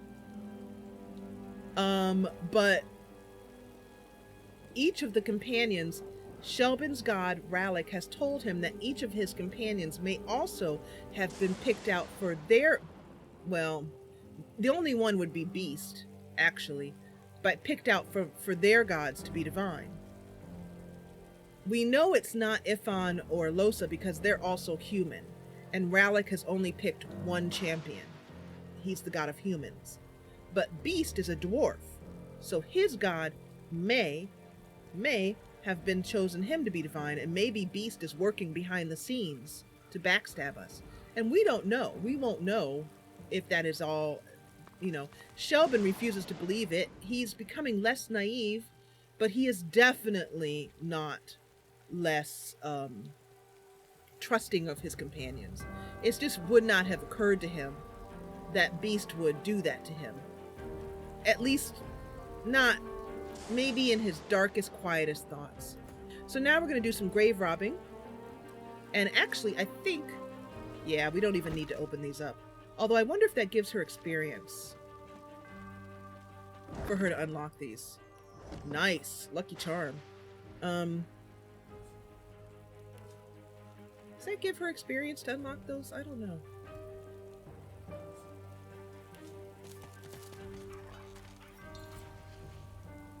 I don't know, but it can't hurt. So we're going to go ahead and open these. It'll tell me what I've already looted.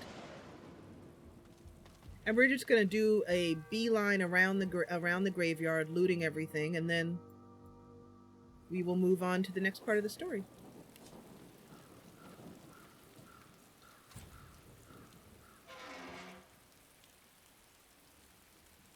So Beast is the one who has to open these. Oh, you can move it off like that. Okay. Well.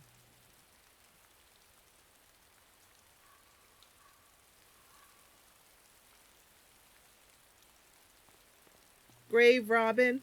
Grave Robin. I don't think there's anything in there, but we'll see. I'm too curious now. Now I've got to see it. So let's move this off. Bottle of wine. Somebody was sitting here drinking wine at the early hours of the... Oh, cool. So what did we spend all that time opening that for? Nothing. Coffins. The coffins rarely have anything in them, but we do have lucky charms, so something might proc. The bones are good for crafting. They make bone dust, which is part of making runes. Shelben walks disconsolately by the gravekeeper. Disconsolately. Oh, hello, Damo. How you doing, my friend? Too heavy. Well, you know what we're doing, Damo? We are Grave Robin. Grave Robin. And we're about to go down and do a kind of difficult fight. But right now we are searching tombs and Grave Robin. Like you do. Oh, wait, no. So let's get Losa to open this door. And I'm opening each one of these so I can know that I've already been here and robbed the poor dead. But it's worth it. We're getting a lot of loot out of it. You do what you have to do when you're an adventurer. Oh, look, there's a water pump. It's a time-honored tradition. Exactly. Exactly. Going through coffins, you never know. You might find something good. like an ancient human skull.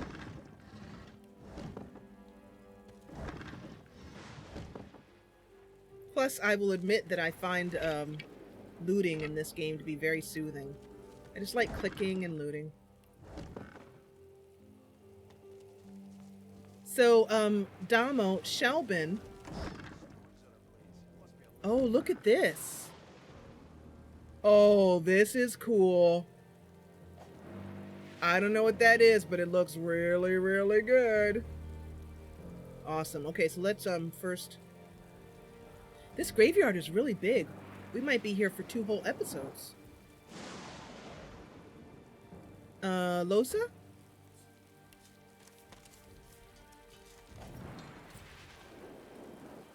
Keep popping the camera up. The terrain does.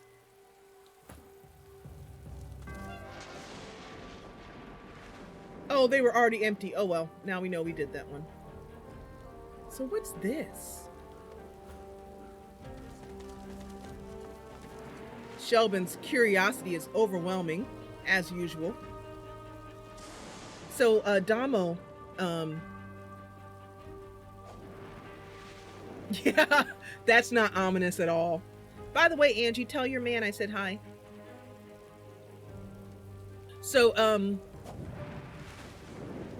Shelben watches this, and a distant memory, something he read, comes forth. As he's struggling for the memory, the ghost says... It's hard not to feel some pride in reptilian engineering.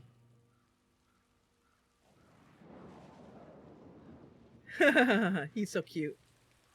Your guy. What's the worst that can happen? I know. And then it comes to Shelben, and he realizes that this is actually not a trap. It's actually the graveyard, the death, the way that the lizards choose to die. This is engineered by the lizards to send off their bodies. They're cremated in fire. I watched an elf spend hours trying to force his way into a lizard's chest. Eventually, he threw it into the flames. But still it sits there, indestructible. He must have been pretty pissed to lift up a heavy chest and throw it. He did not leave empty-handed, unfortunately. I pity the poor salamander that he dragged back to his ghastly home. Oh.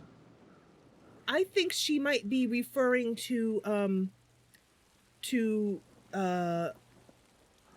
Riker, the sorcerer that we've heard about that lives here, that's kept all of the his servants under his power by taking their minds away. But it says it's an elf, so I'm not sure if Riker's an elf. We'll find out. I pity the poor salamander that he dragged back to his ghastly home. I wonder who she's referring to. Anyway, so we, though, have superior engineering ourselves. And we're going to back up and do it from back here because we're not crazy. So Shelben walks up here, and we're going to take this chest and we're going to teleport it out. Since it's indestructible...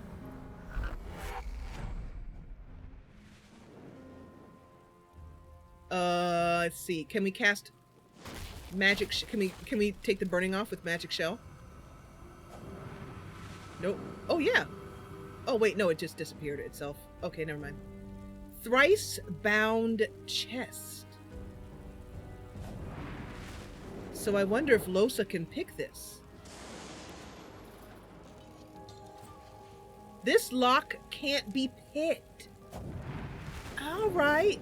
So let's see if that key that we picked up a key here. The Shadowed Tomb key. So the chest before you is covered in old ancient empire pictograms.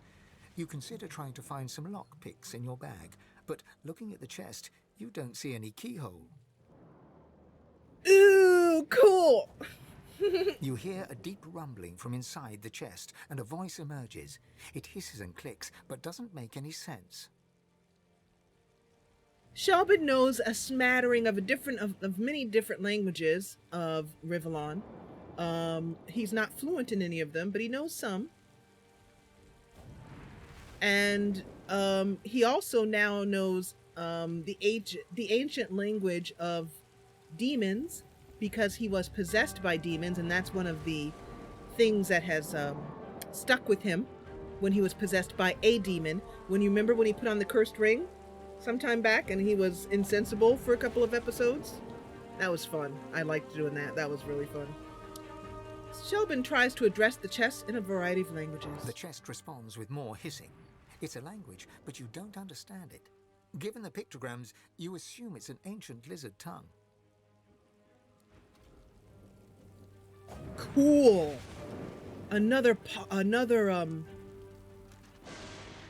We have found a magically locked chest that demands a password. Isn't that awesome? Oh man, I love this game.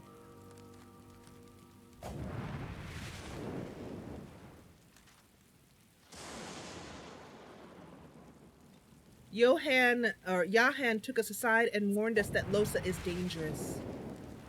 Yahan is someone we met in the last episode, I believe. Last week. They used Ifan as a suicide bomber, but why?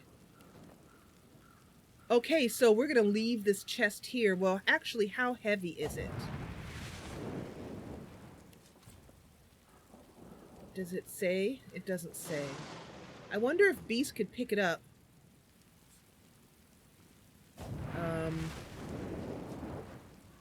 No, it doesn't look like I can pick it up either. Okay, well, this chest is staying here until we figure that part out. By the way, how is the quality of the stream? I worked on it this week. Have I fixed it? No one's complained yet. No one said there's a problem. So, Damo, did you listen to Beatrix Potter last night? Everything's good? Even when I turn the camera? Did we manage to fix it? Yay! We fixed it! Awesome. So here is the spirit of a lizard dreamer. That's awesome, you guys. You know what it did? It's fixing some settings in OBS to upgrade them for better quality streaming. And the patrons, you guys, through your patronage, allowed me to upgrade my internet. You fell asleep at 8:30 in your chair. Didn't mean to have an early night. Damo, I tell you, I know you're a bit younger than I am. I'm pretty sure you are. But you're kind of an old man, just like I'm an old woman. You kind of are, brother, admit it. The spirit sings a long-forgotten tune in a long-forgotten language. One, it seems, with the ever-revolving wheels of space and time. Well, maybe has work been really intense for you, or have you been doing lots of sports? Look at that. So this lizard dreamer doesn't have a lot to share with us, but there's a dead lizard assassin here. 2 assassins. I bet if you had Red Prince in your party that this would be more pertinent, but we don't.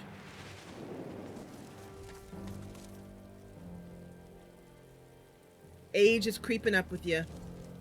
Embrace it, my brother. Embrace it. That's the only thing you can do about it. You can either embrace it or start crying.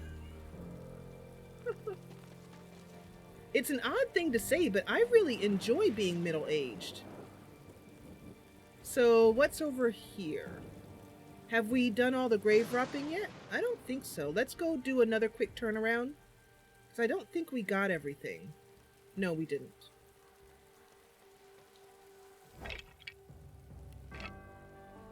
We're gonna have so much loot. Shelben feels the greed in his body coming up. So for those of you guys who came later.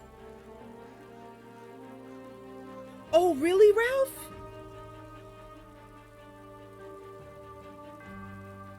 We have that mask right now. That's awesome. Let's try it.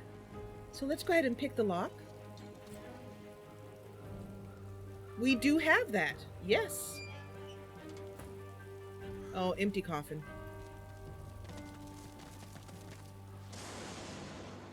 So we've already been back here. I'm getting a little bit turned around here in this graveyard. It's so big. Okay. This looks like the main gates. One of the main gates to the graveyard.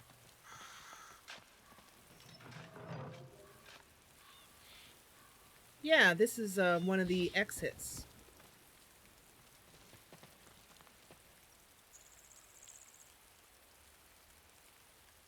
And the minute we walk out of the graveyard, the weather turns all nice. And then when we walk back into the graveyard, it's all nasty again. I mean, atmospheric. Okay, so.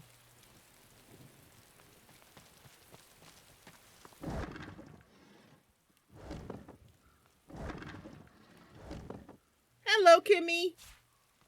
We are roaming around a graveyard. We're grave robbing. Grave robbing. Lucky Charm. That's another reason why you're searching everything, is when you have Lucky Charm. Oh, look, he keeps hens. How nice. She is so creepy walking around like that. Ugh. Hey, are there any eggs in here? Oh, look at that! There's 2 eggs in here. We're having omelets today. Yay!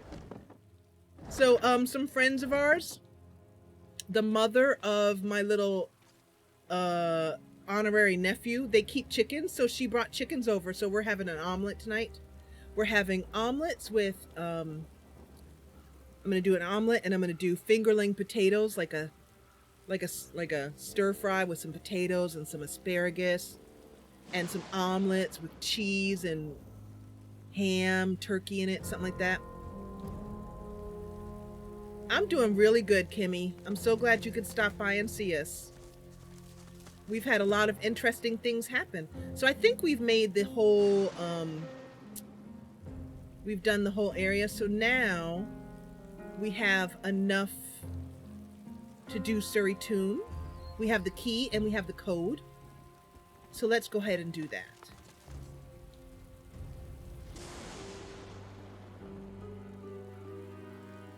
Oh, wait, no. Ralph told me about the lizards, the opening that, so let's do that first, and then we'll go down and do the Surrey Tomb.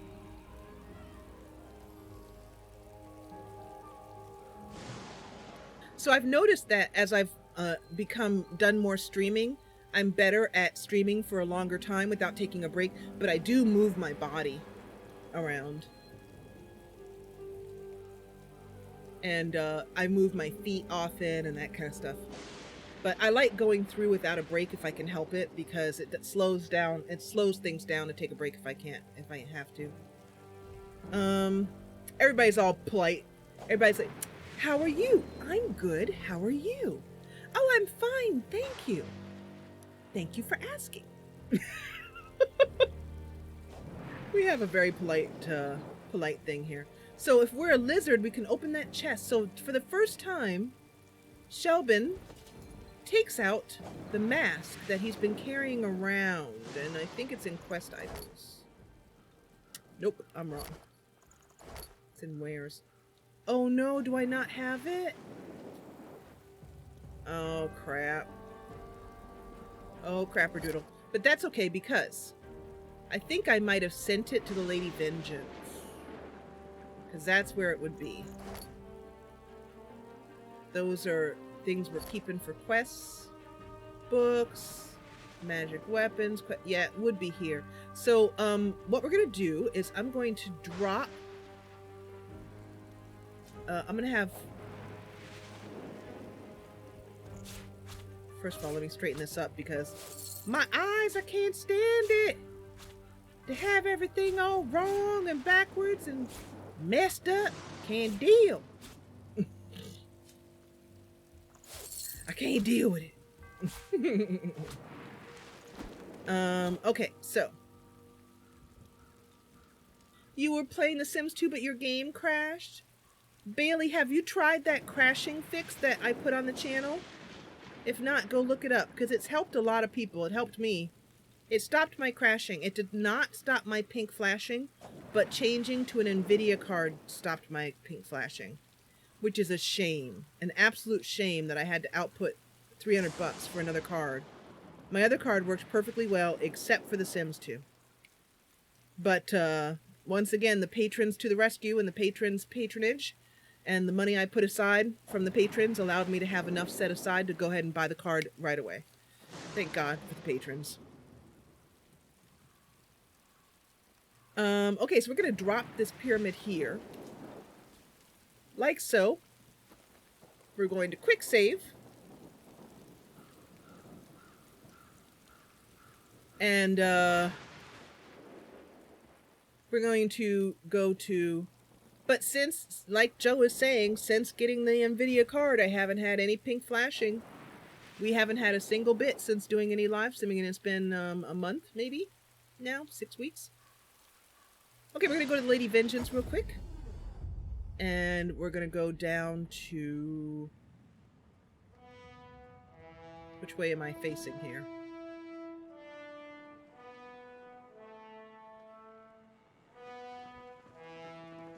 So we rarely go to the Lady Vengeance anymore because I have portable respec mirrors, a great mod. I highly recommend it. But down here on the lower level is it on the lower level? There's a chest here. Oh no, I'm wrong. It's on this level. Here it is, right in front of me. So in this chest is all of the books that Shelben has kept. But here is Fane's Mask of the Shapeshifter. That's cool. Let's keep that. Pick that up. Irma's doll. We never did find Irma. Gratiata and Trump Doyce soul jar. A lot of stuff we're keeping in here.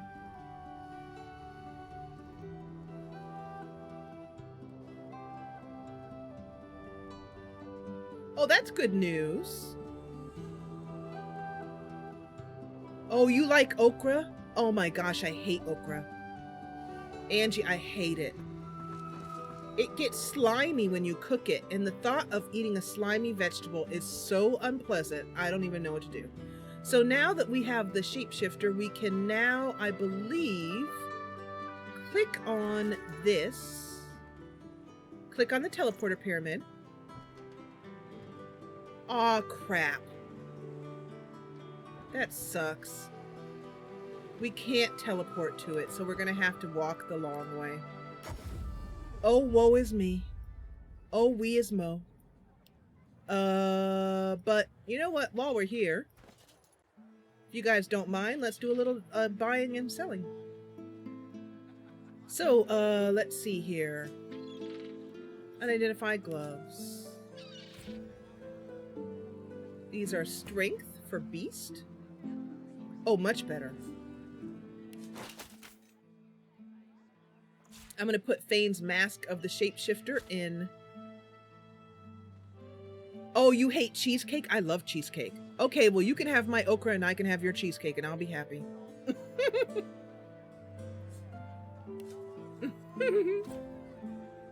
So how's everybody? Okra. It's a vegetable that it's really popular in the American South. And my family is from the South way back. I love cheesecake. Oh, Especially I love cheesecake. What I love about cheesecake is to scrape the cheesecake off and eat the crust and then eat the cheesecake. My favorite dessert is carrot cake with raisins and no nuts. So what am I doing here? So these are strength. Oh, much better. So let's equip these on Beast. And then make sure we do immunity to slipping.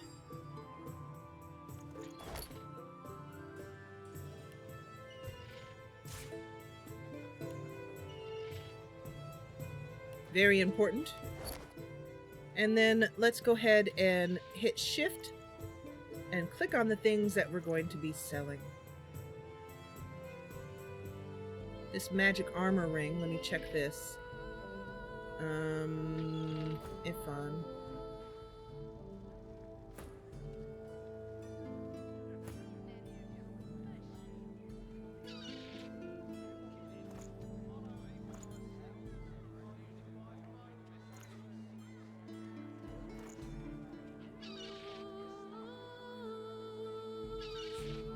Unidentified ring.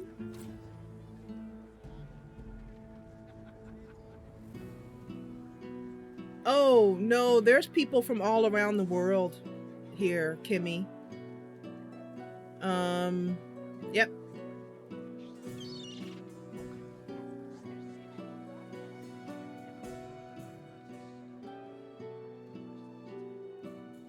Okay, Hydrosophist. This ring is good for Hydrosophist. So I'm gonna give this to Beast. And actually, I'm gonna do this. That's 27 magic armor. I will add to wares. That is no good. Don't need that wand.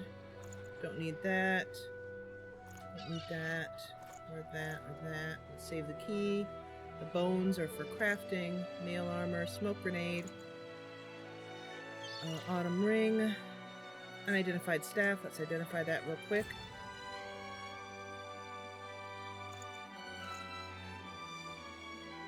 This is all for crafting. Rallying cry we already have. Intelligence. Whisperwood. Let's see. Chain boots. Pretty sure. Yep. These are sell. A shawl. This says this is a shawl, but it looks like a hat. Teleporter pyramid, ruby, and telekinesis potion, which we might be able to use that later on. And that bottle of wine. I think that's everything.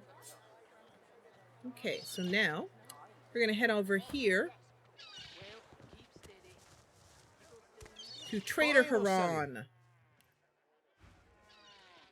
and sell all wares, which is more than he has, so we'll have to take some things out until we get it below 32. Take out the expensive weapons. There we go. And click accept. And then I have a mod in which I love, which will automatically refresh him every time we open him. So he'll have more coin. So I don't have to go. I hate in RPGs running around selling everything to different vendors type stuff. I hate that. It wastes a lot of time. Okay. Oh, it is in the Caribbean?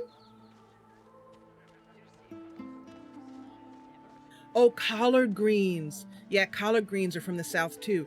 Collard greens and grits. And I love collard greens and grits. And collard greens are super healthy for you. Okay, so now let's go. They're having an extended conversation in chat. So all of the rest of this stuff, so look at this, you guys. This is pretty cool. Damo, I don't know. You would have really liked this on your playthrough. So if you play through again, Damo, check this out. This is the auto bag mod. And so it gives you these bags, right, that you can automatically sort everything into with one click. Did I show you this already? And anyway, so Ifan, and you can give bags to different people, and I love that the bags have pictures on them. It's just because I know how much you like a sorted inventory as much as I do.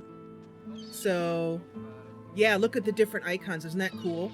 And so when you click on it, I mean, when you hover over it, look, it says accessories, bladed weapons, books, and there are more bags than this, Damo, but these are the only bags that these characters needed. But there are other bags, for example, bags for daggers and bags for armor and bags for different things, right? So here are runes and everything. Yeah. So when you want to go ahead and sort everything, you just click auto bag, or you can just put it on your bar here, down here, and then just click it and look. Look at that, Damo. Look. Isn't that awesome? So it sorts everything. You can see here that it's missed a couple of things. So these things, for some reason, don't categorize into crafting where I want them to be, so I just move them. Like this mushroom is categorized as food, and I don't have the food bag, but they do have one. And then over here, we don't have any grenade bags because Ifan's the only one who uses grenades and bombs. I know. And if I had known about it when you were live streaming, you know I would have told you. But I didn't find out about it until after you were done. So they're like magic bags. So now everything is sorted. So you just click on what you want to sell it all, and then just sort everything. Boom, done. It's a godsend. Anyway, but you know, you might play again privately, so that's why I thought you'd want to know about it.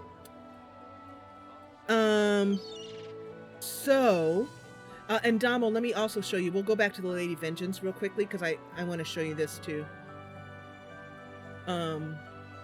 So what happens is when you install the mod on the Lady Vengeance, over here,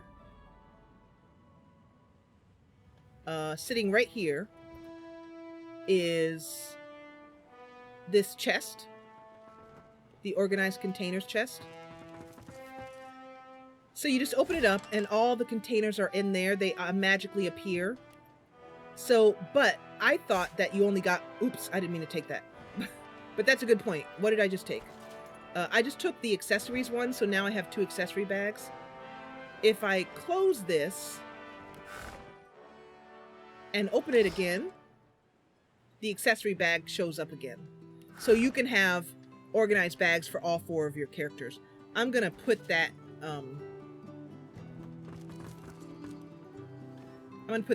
accessories bag back. So I'm going to move this over here. And then I'm just going to put it back. And all that happens, you just have 2 accessory bags in there, and it doesn't really matter. So here's the book. So anyway, this is available on Steam, and I think it's called Organized Containers. Can one of the mods look up Organized Containers, Divinity Original Sin 2, and throw a link in here for all of us? Which one of you ever is free? Whichever one of you is free. Anyway, so yeah. And so when I found out about it, the first thing I thought was, oh, heck yeah. And the second thing I thought was, oh, Damo's going to be so pissed. He's going to be so irritated. And you know what? It just occurred to me while I'm at it. It's like halfway through the stream now, so it's too late. But I just realized that I have my webcam in the wrong place. So I'm going to move it. There we go. Because I like it to be below the map. Okay, so back into the game. Here we go. So we're going to go back to the cemetery, which is, oh, you know what? Actually, there's a waypoint in the cemetery, isn't there? Isn't there? Did I find the waypoint already? Nope. Guess not. So I guess we're going to have to walk. We're going to have to hoof it. There's a quest over here that allows you to get a chicken, a little chicken called Peeper. And I did that quest in my private playthrough, and I didn't like it. So that's why I'm avoiding it. It's pretty annoying. It's hard to keep Peeper alive because he, you know, is in battle and tries to run out of battle and stuff like that. But also, when you return him, the quest that occurs when you return him is one of the more annoying fights in Divinity Original Sin. It's a chicken fight, which you think, that's awesome! Fighting chickens! What could be better? Oh, Tarquin. He killed this masked servant. Oh, but now that he killed this masked servant, I wonder if we can free his spirit now. At first glance, the spirit seems much like its host. Hollow, detached. Yet, in its eyes, you see something more ominous. Something not apparent before. Agony. Thank you, Angie. So Angie has thrown a link into, wait, Joe asked me a question and I missed it because chat's moving a little bit. It was soothing most of the time. Yeah, I agree. Repeat the question? Oh, Joe, Angie got it. Angie got it. I just wanted you to throw a link in there.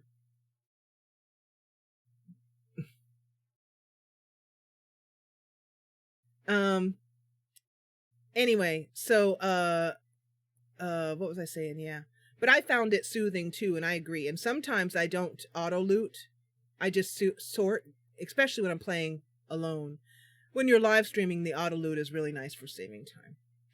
Anyway, let's see if we can persuade the spirit to travel to the Hall of Echoes. Nothing happens.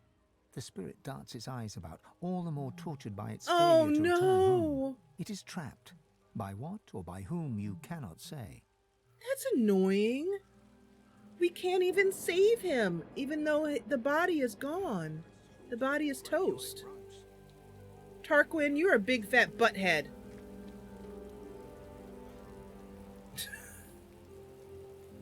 Tarquin's a butthead. Okay, so let's go back up here.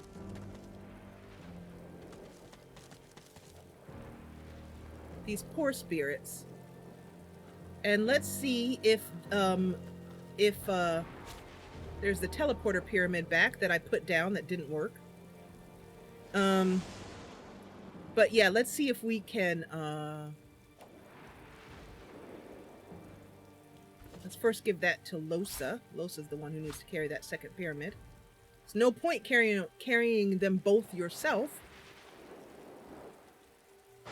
So if we put on this mask, Ralph tells us that we might be able to open that chest because we can become lizard.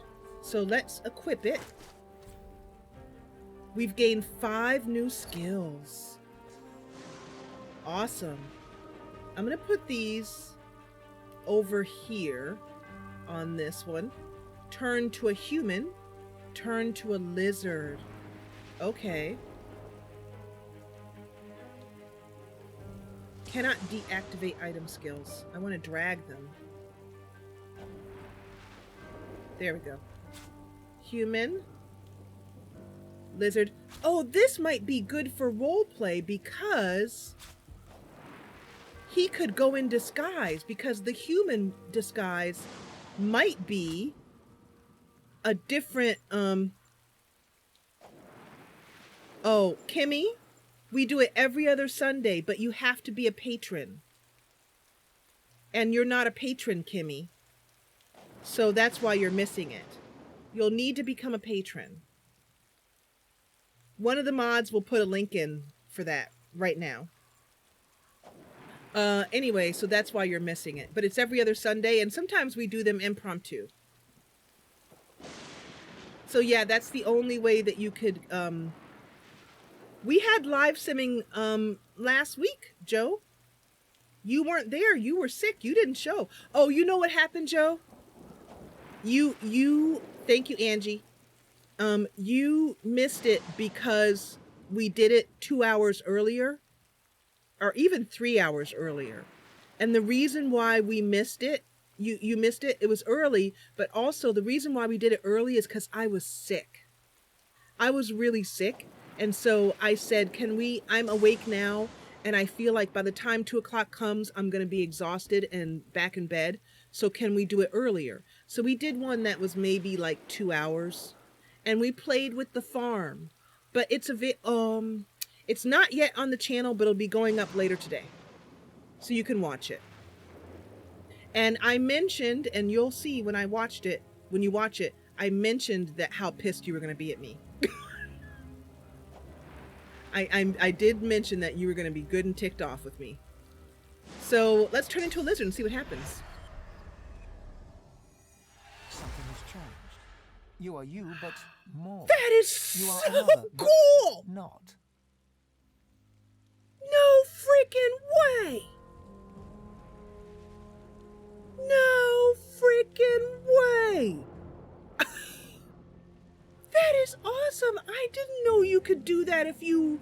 I thought you had to rip faces and stuff, which I didn't want to do. But you can just change and be a lizard? Losa says, Shelben! Shelben, is that you? And Shelben, in his exact same voice, but with a kind of different lizardy tone to it, says, "Eee, what do I look like? I have a tail! I have a tail!" Wow, that is so cool. Ralph knows all. Ralph, my brother, you know what? I'm gonna do it right now, Ralph. I'm gonna give you a super hug. Here we go. I'm giving you a big old fat super hug. Look at that. You know how often I give those out, Ralph? Like almost never.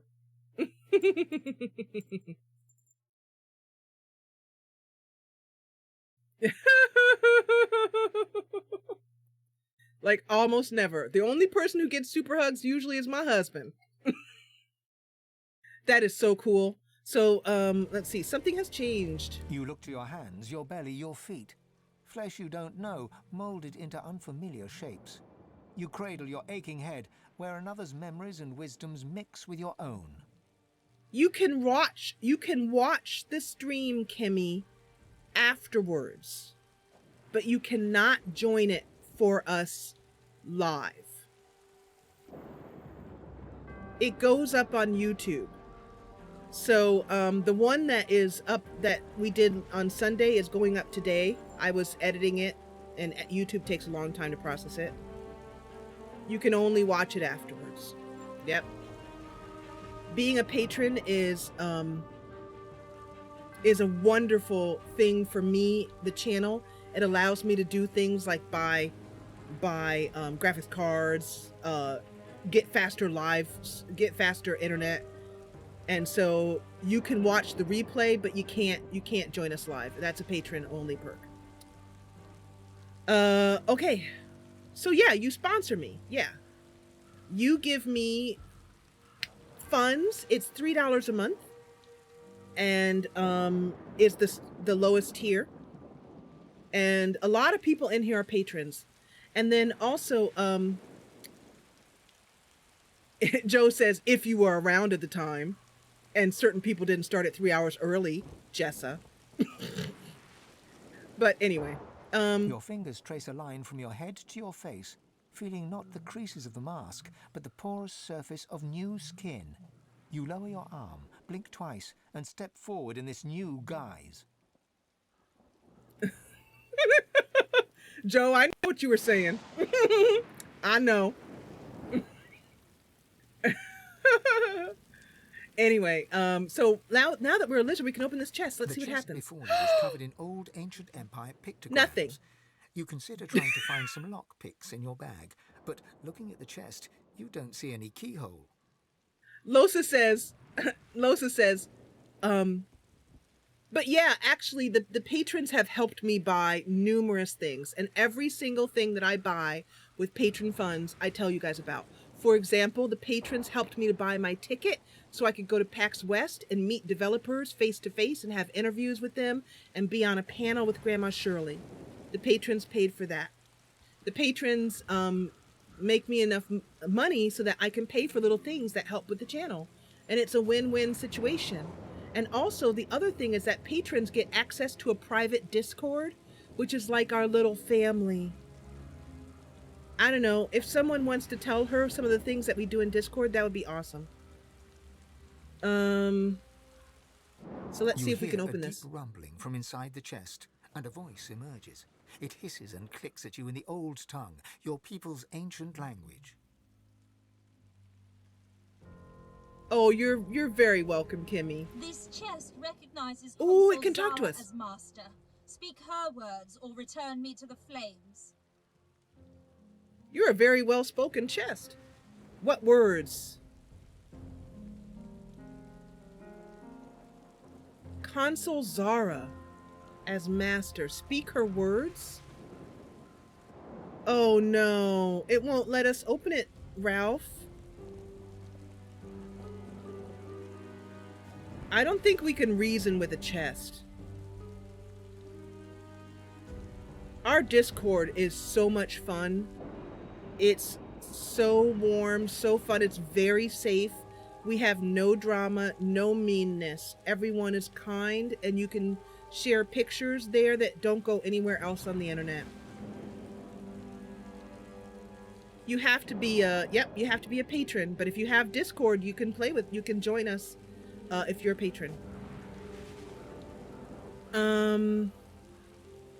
Well, let's try and reason with it. Oh, we can use persuasion. Okay, let's explain that the master is dead. So we're gonna use in wits, because he's strongest at that.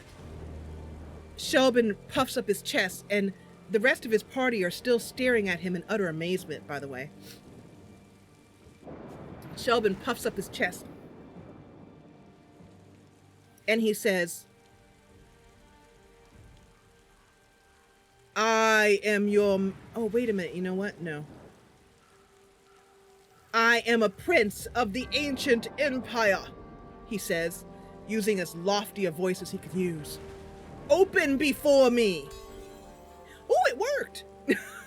This chest would never normally open on command, but the Empire is far away. Perhaps this is the best way to protect its treasures.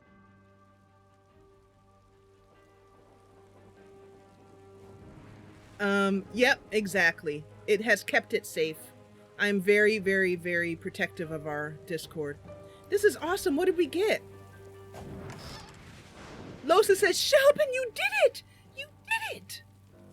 Oh, awesome. That was awesome, Ralph. Ralph, you are a freaking rock star. Ralph is great.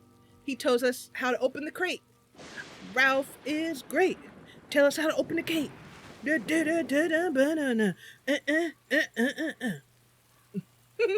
Bye, Kimmy. Okay, so, we got some really good stuff there. And Losa says, is that you? Shelben says, yeah, it's me. So let's go ahead and, you know what? Shelben does not want to take this off for now. Does this mean, though, that he can't? Oh, I see. Does this mean that he gets lizard-only skin? Oh, he's got Dragon Blaze now! Oh, that is worth the price of admission right there. Okay, guys, so let me just organize things a little bit, and then we are going to go down and do the Surrey Tomb, and then we'll end for today.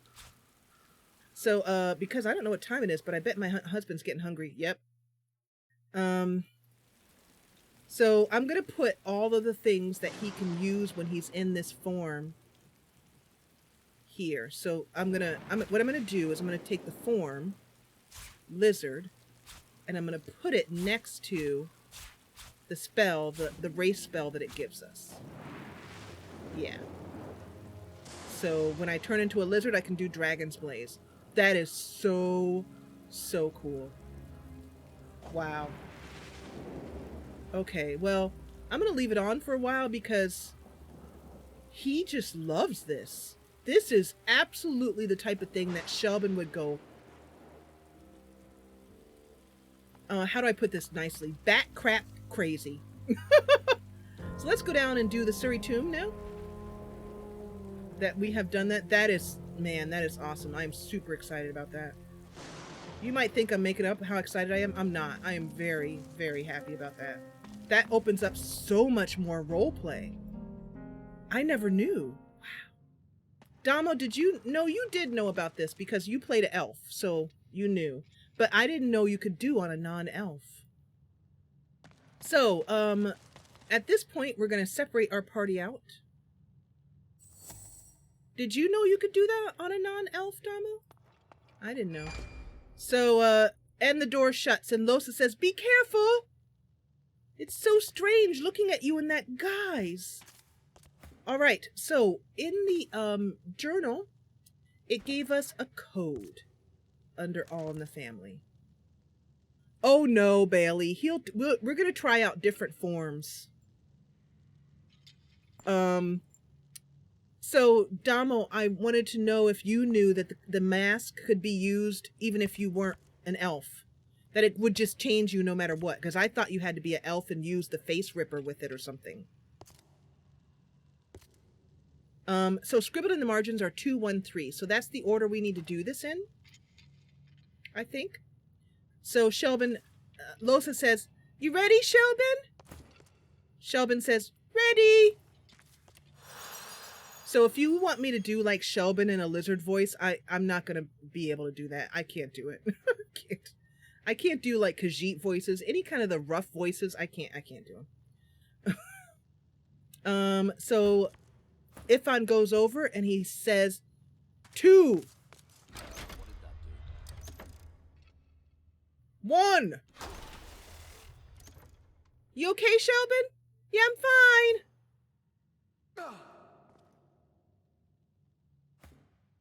And 3. It worked! It worked! Shelben's now just fine. He comes out and he says, "It works!" And then he idly scratches his tail where the tail joins his butt. He scratches back there and Shelben says, "You look so..." Losa says, "You look funny, Shelben. You look absolutely ridiculous, but kind of attractive. Look at him. He looks amazing."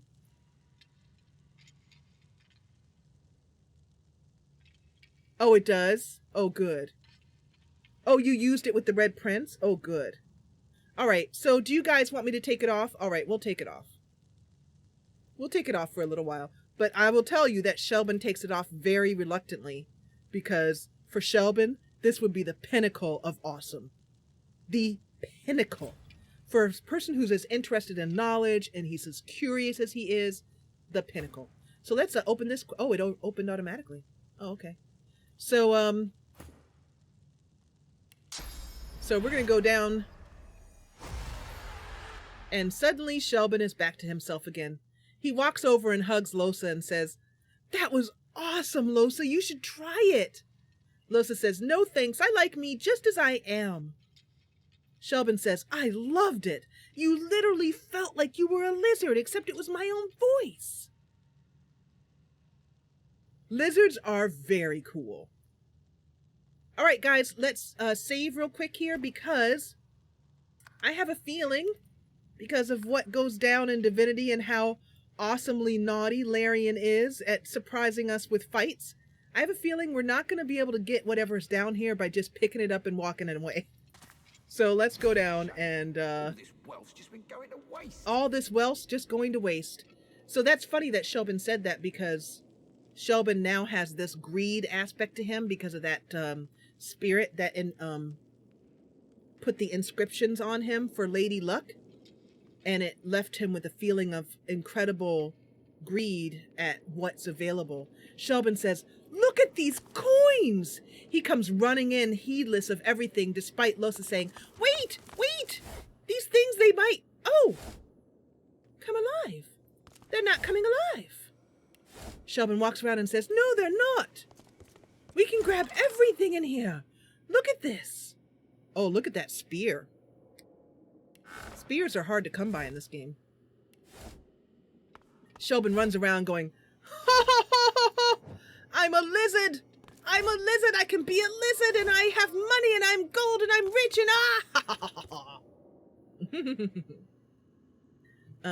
Gold pile. Okay, gold cup. We're gonna grab these plates too. Shelben is behaving oddly, and Losa is worried about that. I'm shaking my body to keep blood flowing and whatnot. Because streaming is fun, but I have absolutely no intention of having bad things happen to my body because I'm sitting too long. Beast gives a low, long whistle. He reverently pulls out an unusual artifact. An odd, crystalline, and apparently sentient object, pulsating with eldritch energy. Does anybody know what eldritch means? Oh, I had the caps lock on. Anyway.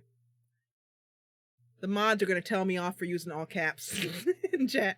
They'll be like, Jessa, don't make me put you in timeout. I will do it.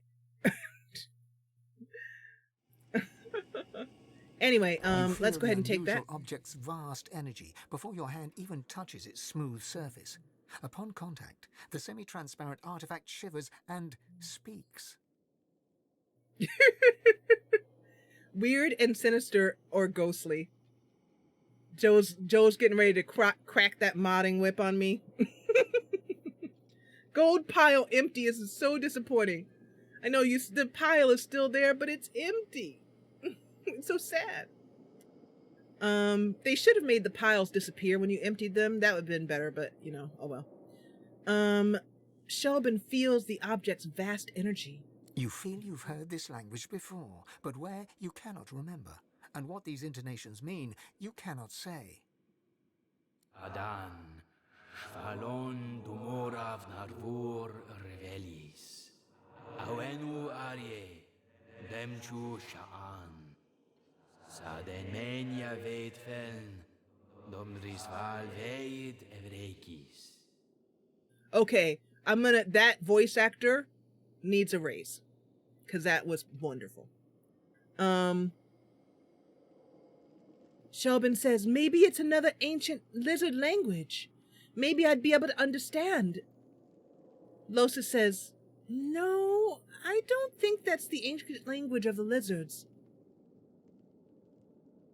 I think that's some sort of ancient demonic language.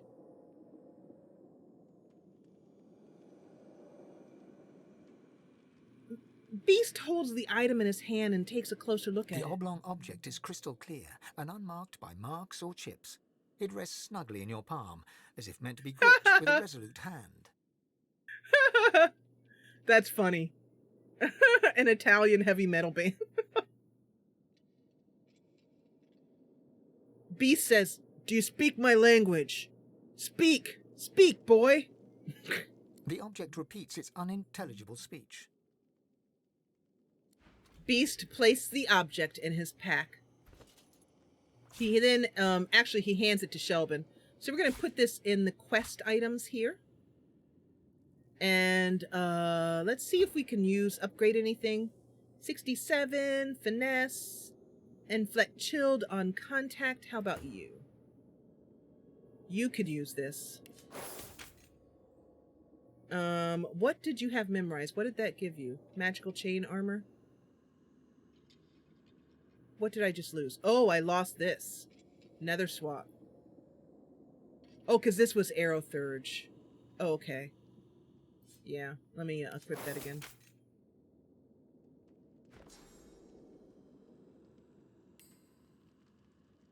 Oh, I lost all my teleportation spells.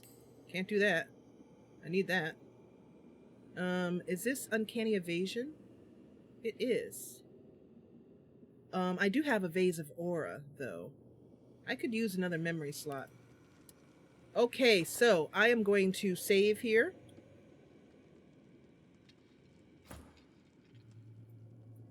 Shelben looks curiously at the clay things. He walks over and touches one. They are completely, as far as he can tell, completely inanimate. Oh, look at that. That is so creepy. Look at that. Each one of them has a candle where its face should be. And they're just sitting there. Wow, that is weird and cool. And they kind of glow.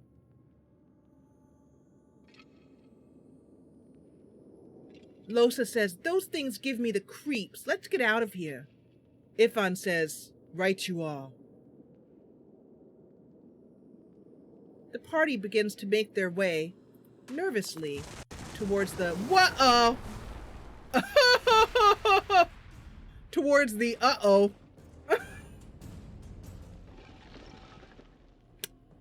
Okay, so, this is not gonna be pretty.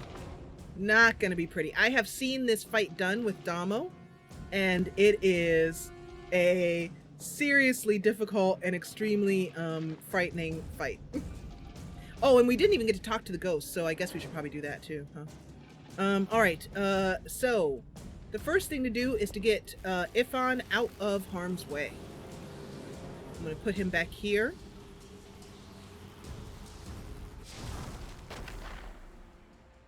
And these things haven't moved.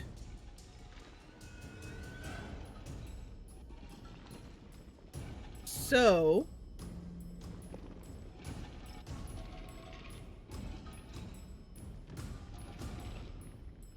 before we continue, I just need to send a message to my husband and let him know that I'm going to be finishing fairly soon, and ask him to start prepping dinner.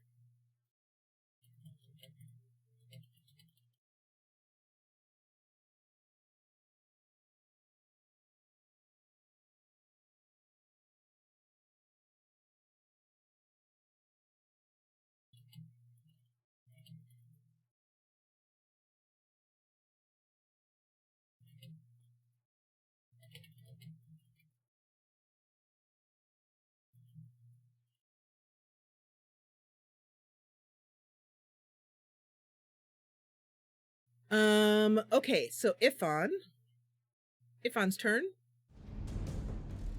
Ruh-roh. So how should we handle this? Let's see how many of these we can take down with a ricochet. It'll fork up to 2 times. So let's try and hit this one. These things are so scary looking. Path is interrupted. What is it interrupted by? Oh, there we go. Alright, that took out 3. Ifan says they don't seem hard to kill. Uh-oh. Uh-oh. Uh-oh. Uh-oh. Alright, that's a problem. Oh, and this one's alive now. Ifan says, I'll take care of this one.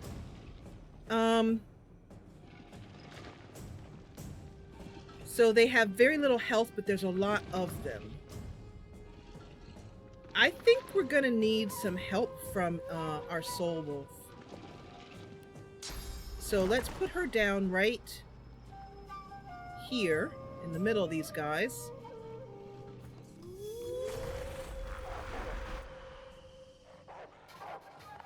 And Ifan, remembering what we've learned, he's gonna try and take out the big one, because I think that if you take out the big one, more sentinels won't spawn, but I don't know if we're gonna be able to be successful at that. So let's go for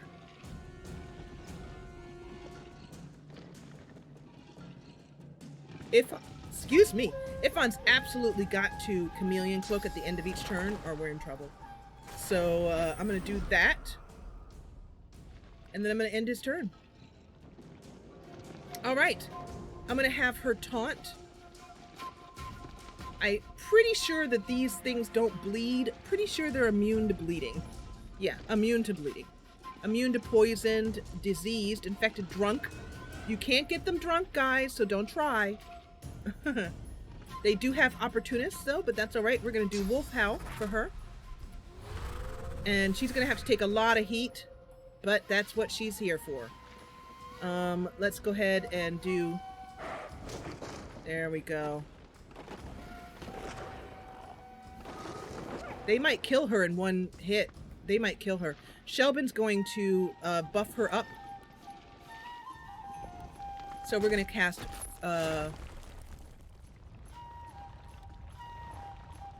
she's flanked, but otherwise... So... Fortify. First aid. Nope, wait. Actually, you know what? Let's cast Soul Bond with her.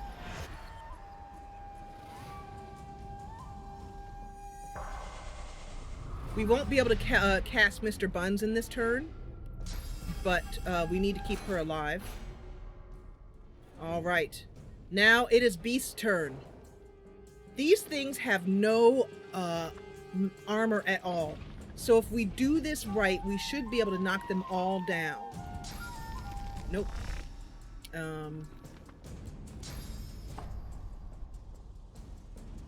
We can get 6 of them? 5 of them. We can get 5 of them. Look at that! Knocked down. That's so... Oh, all 6 of them were knocked down. Awesome! Look at that. They're on their knees. Isn't that cool? Isn't that weird with the candles in their heads? That is so weird and so cool looking. And how they move at once. Wow, these things are awesome. And then we're going to use Battering Ram to get up in this guy's face. We're going to go, say, there. And Knockdown was blocked by physical armor, but that's all right. So Beast is over here. Clay Sentinel is going for... Oh my gosh, don't kill her. Losa, could you... Have you got any healing spells at all? You have not.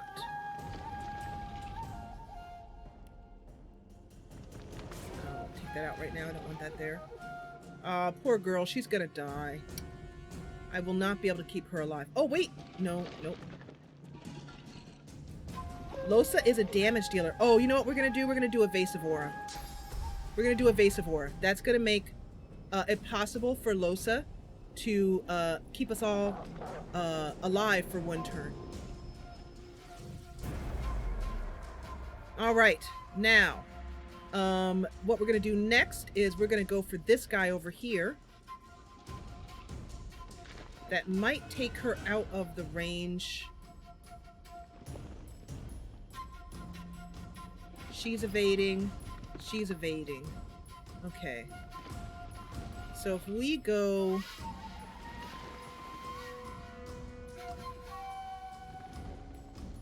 You know, I really don't want to lose... I don't want to lose our... So what we're going to do is we're going to backstab on this one here.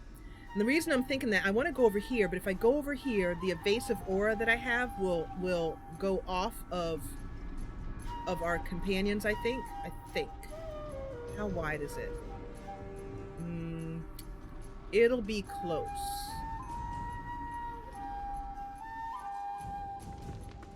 This is going to be a tough one. So I'm thinking I'll leave Beast to this one and have her work on some of these Clay Sentinels. Or she could work on this one, but I don't even know if that's considered to be an enemy yet. So we're going to backstab over here. And that gives her 1 action point, which she's going to use to go Chameleon, I think. Or actually, no, we're going to encourage.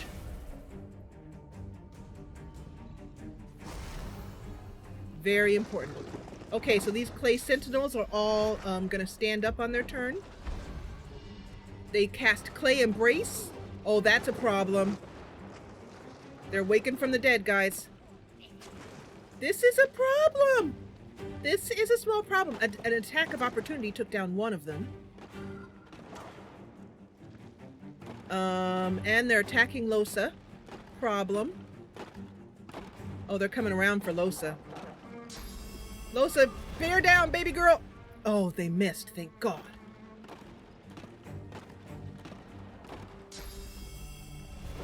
And they're going for our soul wolf. They killed my soul wolf. Oh. Ifon, feeling very pissed off, casts Enrage to fuel himself with power. And he goes, that was Afrit. We're going to do a sky shot on this clay sentinel. And critical hit. Man, that was beautiful. Did you see that? Wow. Ifon's not playing. That gave us 2 points left. This one isn't woken yet, so I can't attack him, I don't think. Maybe I can. Let me just go ahead and attack him. Yep. He's alive now. Let's cast Ballistic Shot on him. Not on the gold pile, please. Not on that gold pile, please. On this guy. Critical hit. Woo, that was nice. Okay, so maybe they'll stop spawning now. We're gonna die. Don't come for Ifon.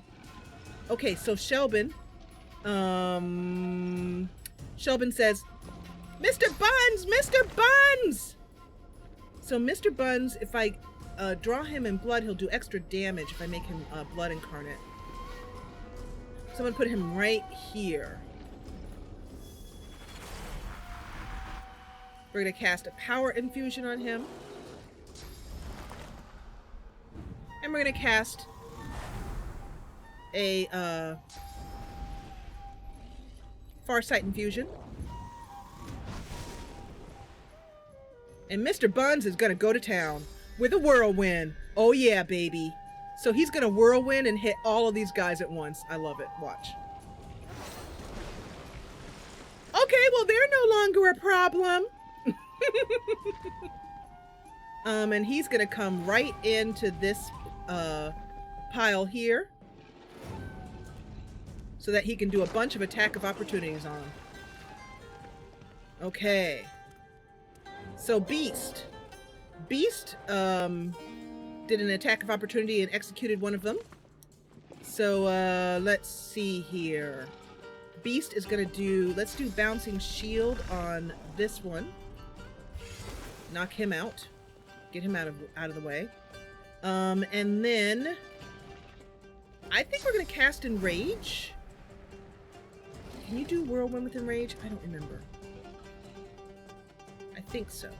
But we're gonna cast Enrage. Yep. And then we're gonna come right over here.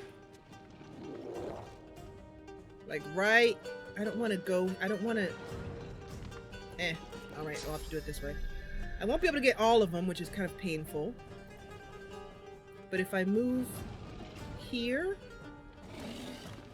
if I move like there, I will not get an attack of opportunity if I move there. And I might be able to get them all in one. Yeah. No. Okay, well, it'll have to do. Woo, baby. That did it. That did it. Now, this is annoying. I can't move here. I want to move here. I don't want to loot that. I want to move. Let's put him like, let's put him there, right in front of this guy. Losa's saying, 6 more behind me! 6 more behind me! Losa's gonna cloak and dagger.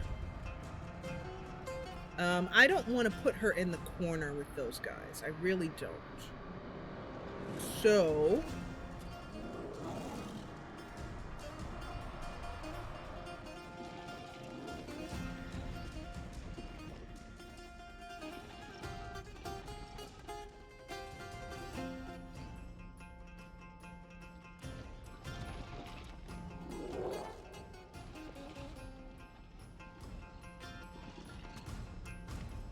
Losa's in a bit of trouble. I think what Losa's gonna do here is she's gonna nether swap with our incarnate. So we're gonna cast nether swap and we're gonna switch places with hello,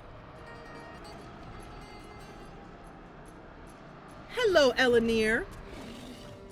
Welcome. I didn't see your comments there. Hello, Elanir. So, what are you saying is a weird skill distribution? What are you saying? Which character are you talking about? Have you played? You've obviously played Divinity, so you know. Because if you have, you're welcome to help me with some of the combat. So anyway, we're gonna do a nether swap here because I want our incarnate right in the middle of this. Lohse is not designed to be in the middle of this. And at that point, that means she can now head behind. Let's see.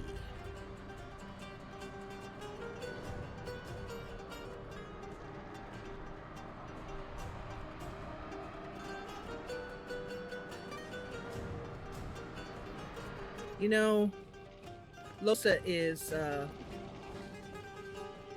she's gonna have to chameleon cloak after this turn, no doubt. The only thing I can think of that she can do is throwing knife, which should take this one out, and that, excellent. And then that leaves her enough to chameleon cloak, and because she can't take that damage. These guys hit really hard, as Beast is about to find out. Yep, that hurt. Oh, owie. Beast is gonna possibly die. No, not Ifon! Stay away from Ifon! Okay, at least these things walk very slowly. Oh, they hit so hard. Oh, we might lose Mr. Buns. We got this, guys. We got it. We can do it. It's a very difficult fight, though. These things are so scary and how slow they move and how, Oh my god, they killed Beast!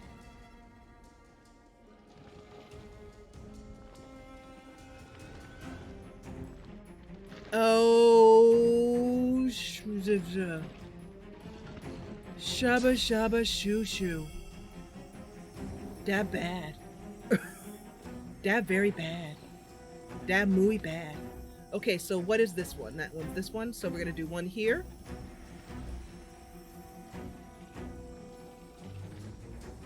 One here.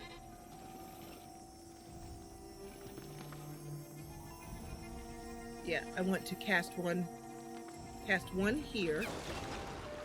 Got him. All right, and that gives us executed 2 points. Ifon is still enraged, so he can do some pretty mad damage here. He can take out this one. And, we can take out one more. The one that's closest to hurting Lohse. This one. Oh! How can you miss? You're a gigantic clay thingy. How can you miss? We're in trouble. We're all gonna die. Oh, and the sneaking failed. Shoot. Shoot. Have you got a potion of invisibility? You do. I love you. Let's take that. All right. So Ifon's invisible and he will survive. Mr. Bun says, This is, I don't like this pot. Path is interrupted. So let's take that one down. And then let's do battering ram. It's not letting me. Target is blocked. But that's all right because we can just take this guy down in one hit. I wanted to take him down, not move. Oh, shoot. And he took an attack of opportunity. I think we might lose Mr. Buns in the next turn, but let's see. Shelben's up. So Shelben can do some work here. Let's cast... Should we get Beast up? I don't know. I think we can probably finish this without him. I don't know. Let's see. The most important thing is to... Target is too far. We're going to move 1 action point this way. And then we're going to first aid.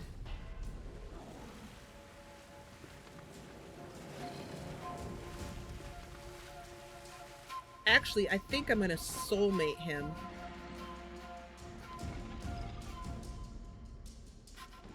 Oh no, soulmate's used. Okay. I'm going to rallying cry on him. That does a lot. And then he needs armor. So I will give him some physical armor by casting Fortify. It'll give him a little bit, not much, but something. Oh no, now he's coming for Shelben. Shelben, bear down! Oh gosh. Oh, we're about to lose some teammates here. Oh, Losa's like, hold on, Shelben, I'm coming.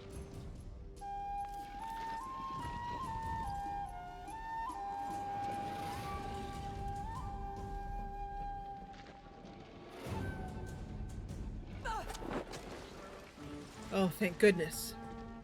A backstab critical. Let's cloak and dagger to this one.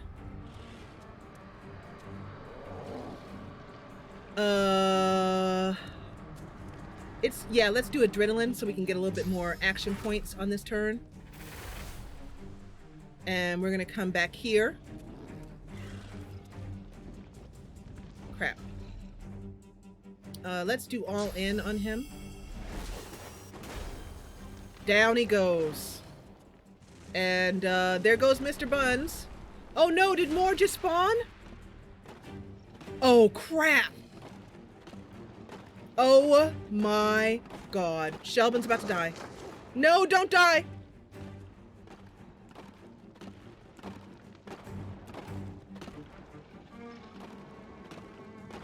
We are so dead. We are so dead. Wow, look at these things. They're awful. And there goes Mr. Buns, so we're now totally screwed. Ifan, who's still invisible, is going to grab Shelben and move him out of harm's way. How about over here?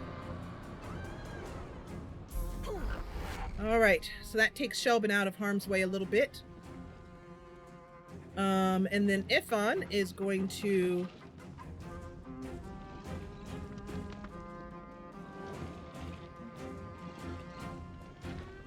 You know, Ifan does more than 111 damage per shot. His damage is much higher than that.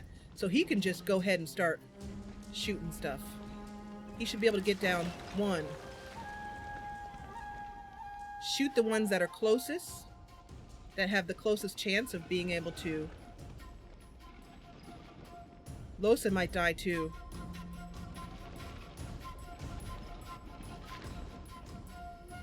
Let's go for this one, because he's trying to save Losa. Has he got... You know what? No, he hasn't got... We just teleported stuff.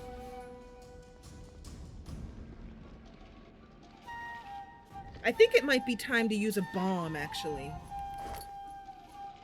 Because if we use a grenade... We need something that can do enough damage to kill more than all of these at once, or at least slow them.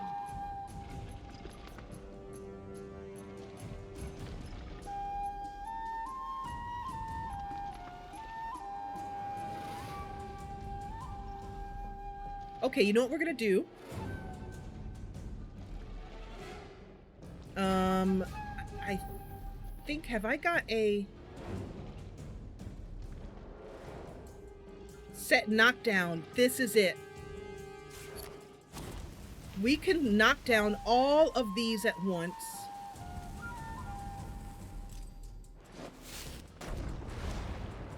Yes! That was amazing. And then, with two more, with another bomb,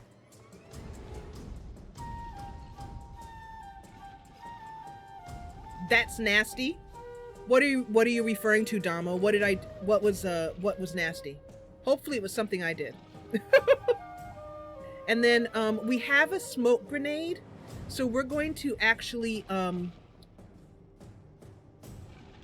put down a smoke grenade on us, which means that Shelben, actually just on Shelben, Ifan's gonna say, "Come and get me, boys," but we're gonna hide Shelben.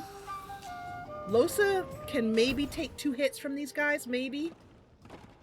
Ifan's gonna be in a bit of trouble. That's gonna hurt. Bear down, Ifan. Miss. Oh, the respawning. I know. Isn't it awful? Shelben is in trouble, but we are going to take care of that. We're gonna first aid on Shelben. And then we're gonna shields up on Shelben.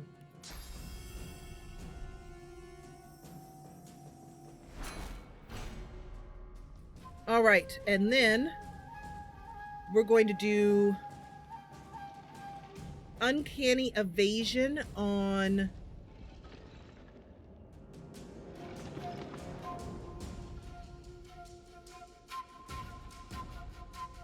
we don't want this thing to hit Ifan again. We've got to get this thing out of the way. We haven't got enough to kill it.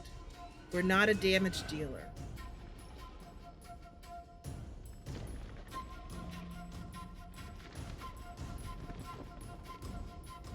Yeah. Thank you, Angie. Rocking those mod skills.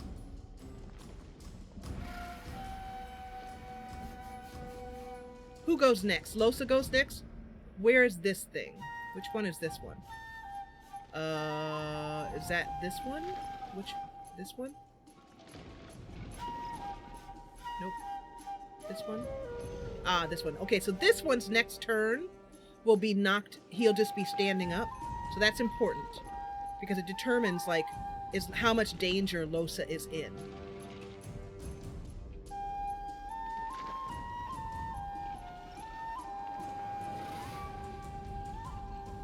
I'm honestly trying to think of what the best option is here.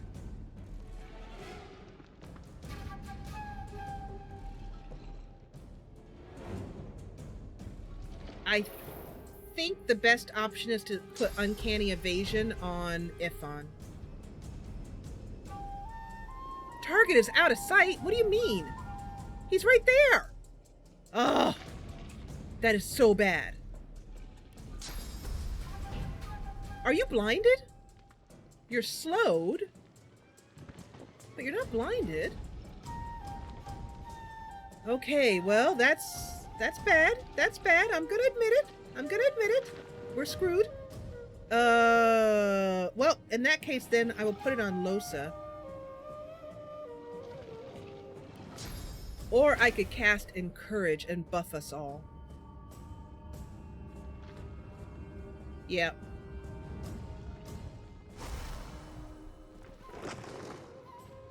So Damo, though, I mean, he did better at this fight because he had, I mean, he, you know, let's try speaking English. So where's your backstab area there? He didn't know what was going to happen. I knew what was going to happen, and I'm still, there we go. Greet the Reaper for me. All right. And it is now Ifan's turn. Ifan's going to take care of this one right in front of him.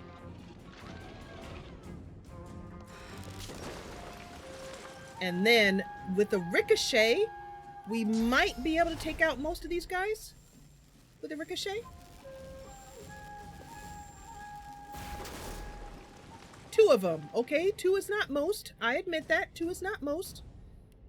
Let's, but I think we should kill The rest of them.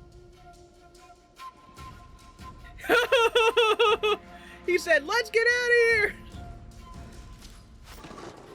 Oh, those misses. Those misses. Your clay fucking... Excuse me. Clay things. You shouldn't miss a clay thing. What did I just do? Oh, for the love of Christmas. Here, eat that.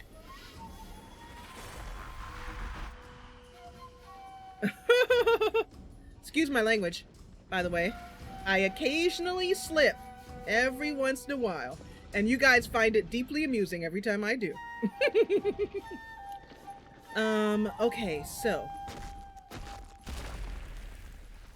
But you know, it drives you crazy. You guys, I know they love it when I accidentally F-bomb. Let's go for... There's only 2 left. He can't really do the damage. Has this one? Yeah, he can't. So all he can do is have Losa take care of herself, so she's gonna evade. For the love of pink little ponies! I'll try that. Losa says, let's see. So we're going to... We're gonna go here. Nope.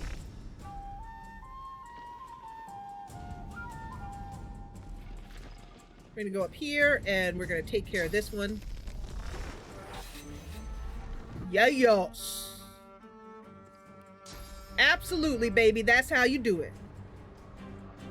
Show mommy how you do it. That's how you do it, baby.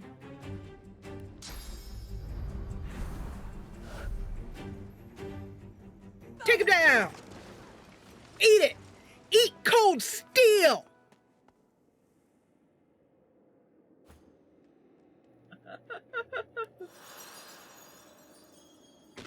Beast fell in battle. Oh my god, I thought more were coming. I just about died. Oh my god. I had a panic attack. Alright, you guys, we did it. That was awesome. Awesome. Thank you, Damo. So let's res our companion and get the heck out of here. You only have 1 resurrection scroll. You need some red scrolls.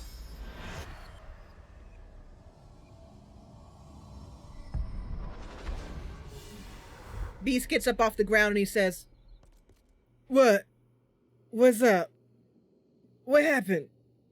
What'd I miss? What'd I miss? What'd I miss?" And he whips out his shield and sword and starts chopping at the air. "Down, bloody beasties, down!" And Shelben says, "It's over, Beast." Beast says, "Huh? You fell in battle, Beast." Beast says, "Oh. Well, there was a lot of them." Shelben says, "I know. It's okay. It happens to all of us. I took a lot of damage there, too. It hurt. But it's all right." So, right now, I wish to goodness we had some sort of, look at this. Look at this, you guys.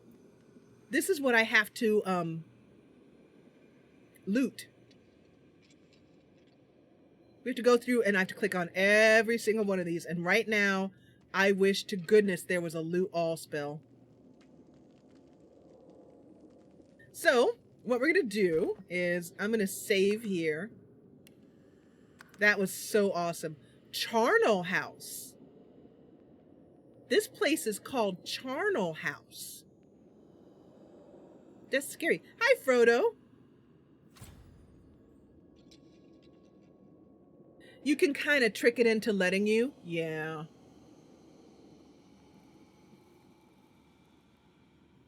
No, it wasn't Frodo. It was somebody earlier who I don't think is here. Elenir said it. Elenir. Hi, Frodo. Frodo, you just got here. That's sad because we're about to end. Because I've been streaming for, I think, 3 hours now. Yep, 3 hours and 3.5. And it's dinner time. And I gotta go to the bathroom. Hi, Frodo. So, Frodo, we stream Divinity Original Sin 2 every Friday. So will you come back next Friday and join me? Will you promise? Because if you don't, I'll be really sad because I want to know what the B stands for. And by the way, how did you find me?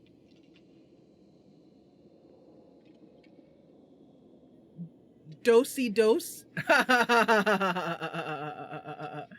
Yep, that's what we're doing. We're dosey dosing here. I love Divinity. Did you find it from Reddit, Frodo? Oh, Baggins. Oh, duh. That was officially the stupidest question I've asked in like a whole week. Oh, you found us from Reddit? Yay! Awesome.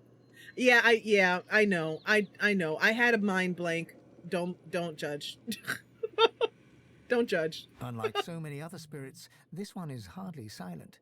She clicks and squawks the moment you approach her, like a cornered crow facing down a hungry owl. So I thought we'd talk to her before we end the Are stream. you the new certain then?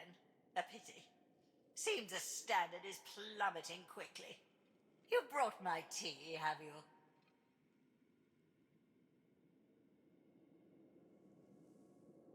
Shelben is so curious with this greedy side he has to himself now. He wants to know about the shard. He says, I am no servant and you're a ghost. So tell me about this strange shard. It was in your tomb. What is it for? What does it do? The spirit puffs out her chest in irritation. You speak only when spoken to. Now, where's my tea? And it better not be that earthly stuff from Lizardland. Even the cats won't drink that swamp water. Shelben sighs and then says, Yes, madam. Here is your tea. It's fresh and I've made it just like you like it, with no sugar, a bit of milk and some honey. The spirit takes the invisible cup from you and takes a sip of non-existent liquid. I've tasted better brews, but from the look of you, the refreshments won't be improving. Shelben ignores her. She waits a moment. Shelben waits a moment. You expecting a tip? Well, here's one. Soap. Use it. Shelben grits through his teeth. Then he smiles and says, The shard. What is it for? That old thing. It was passed to me by my father, Johannius. And my father's father, Johannius. And my father's father's father's father, Johannius. Don't know what happened to the one in the middle. Don't rightfully know what it's supposed to do. Johannius, the umpteens, brought it back from Blood Moon Island. I thought it might be good for stirring stew, but the cook gave it back. Said it made her feel funny. Whatever that...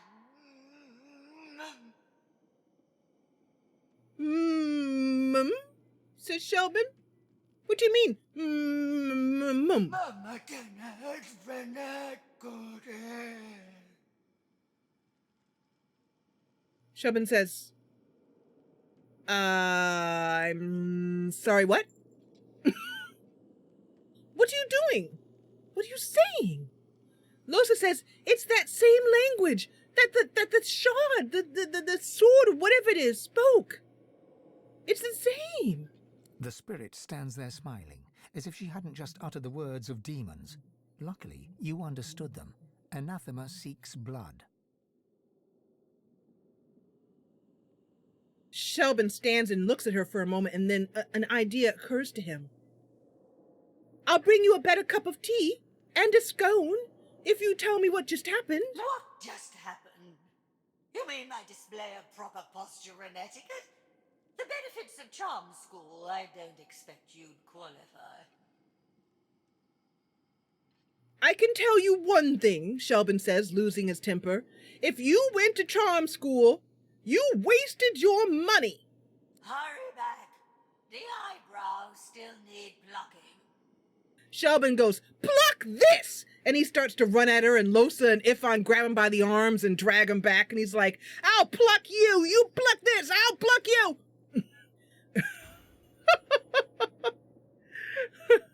Losa says, Shelben, Shelben! Shelben shakes their arms off. Well, she got on my nerves.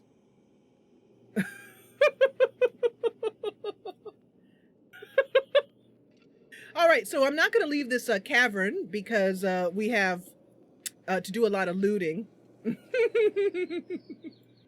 However, I have saved the game, and we're going to go now Control-Alt-1, if I'm not mistaken.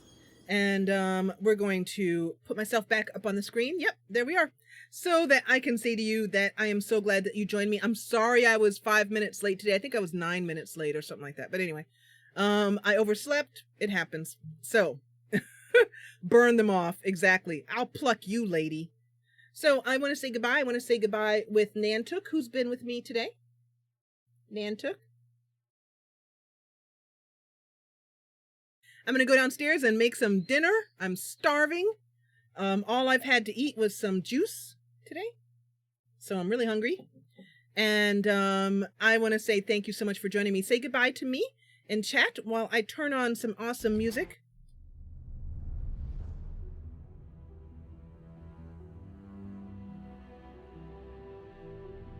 You made it to the end of the stream! Yay! Thank you, Damo, my friend. Damo's a Let's Player and he's my new friend. Bye, Frodo. Make sure and subscribe and hit the bell icon so you'll get notified when I go live next Friday, okay? Shelben's story has been wonderful and you haven't met Mr. Buns yet. So definitely come back. And thank you, Angie. Check out Patreon if you want to join me. We live sim. There'll be a party in Discord. We'll head on over to Discord. I will be in Discord for a little while. So if you want to join us in Discord, become a patron if you are not yet already. Okay, so I'll see you next week as we continue on with the amazing story of Shelben Riley Katte and his companions, Losa, Beast, Ifon, Mr. Buns, and Scuttlebutt. I haven't forgotten Scuttlebutt. You guys have a wonderful weekend, and I will see you again next week. And thank you, as always, for watching. Bye!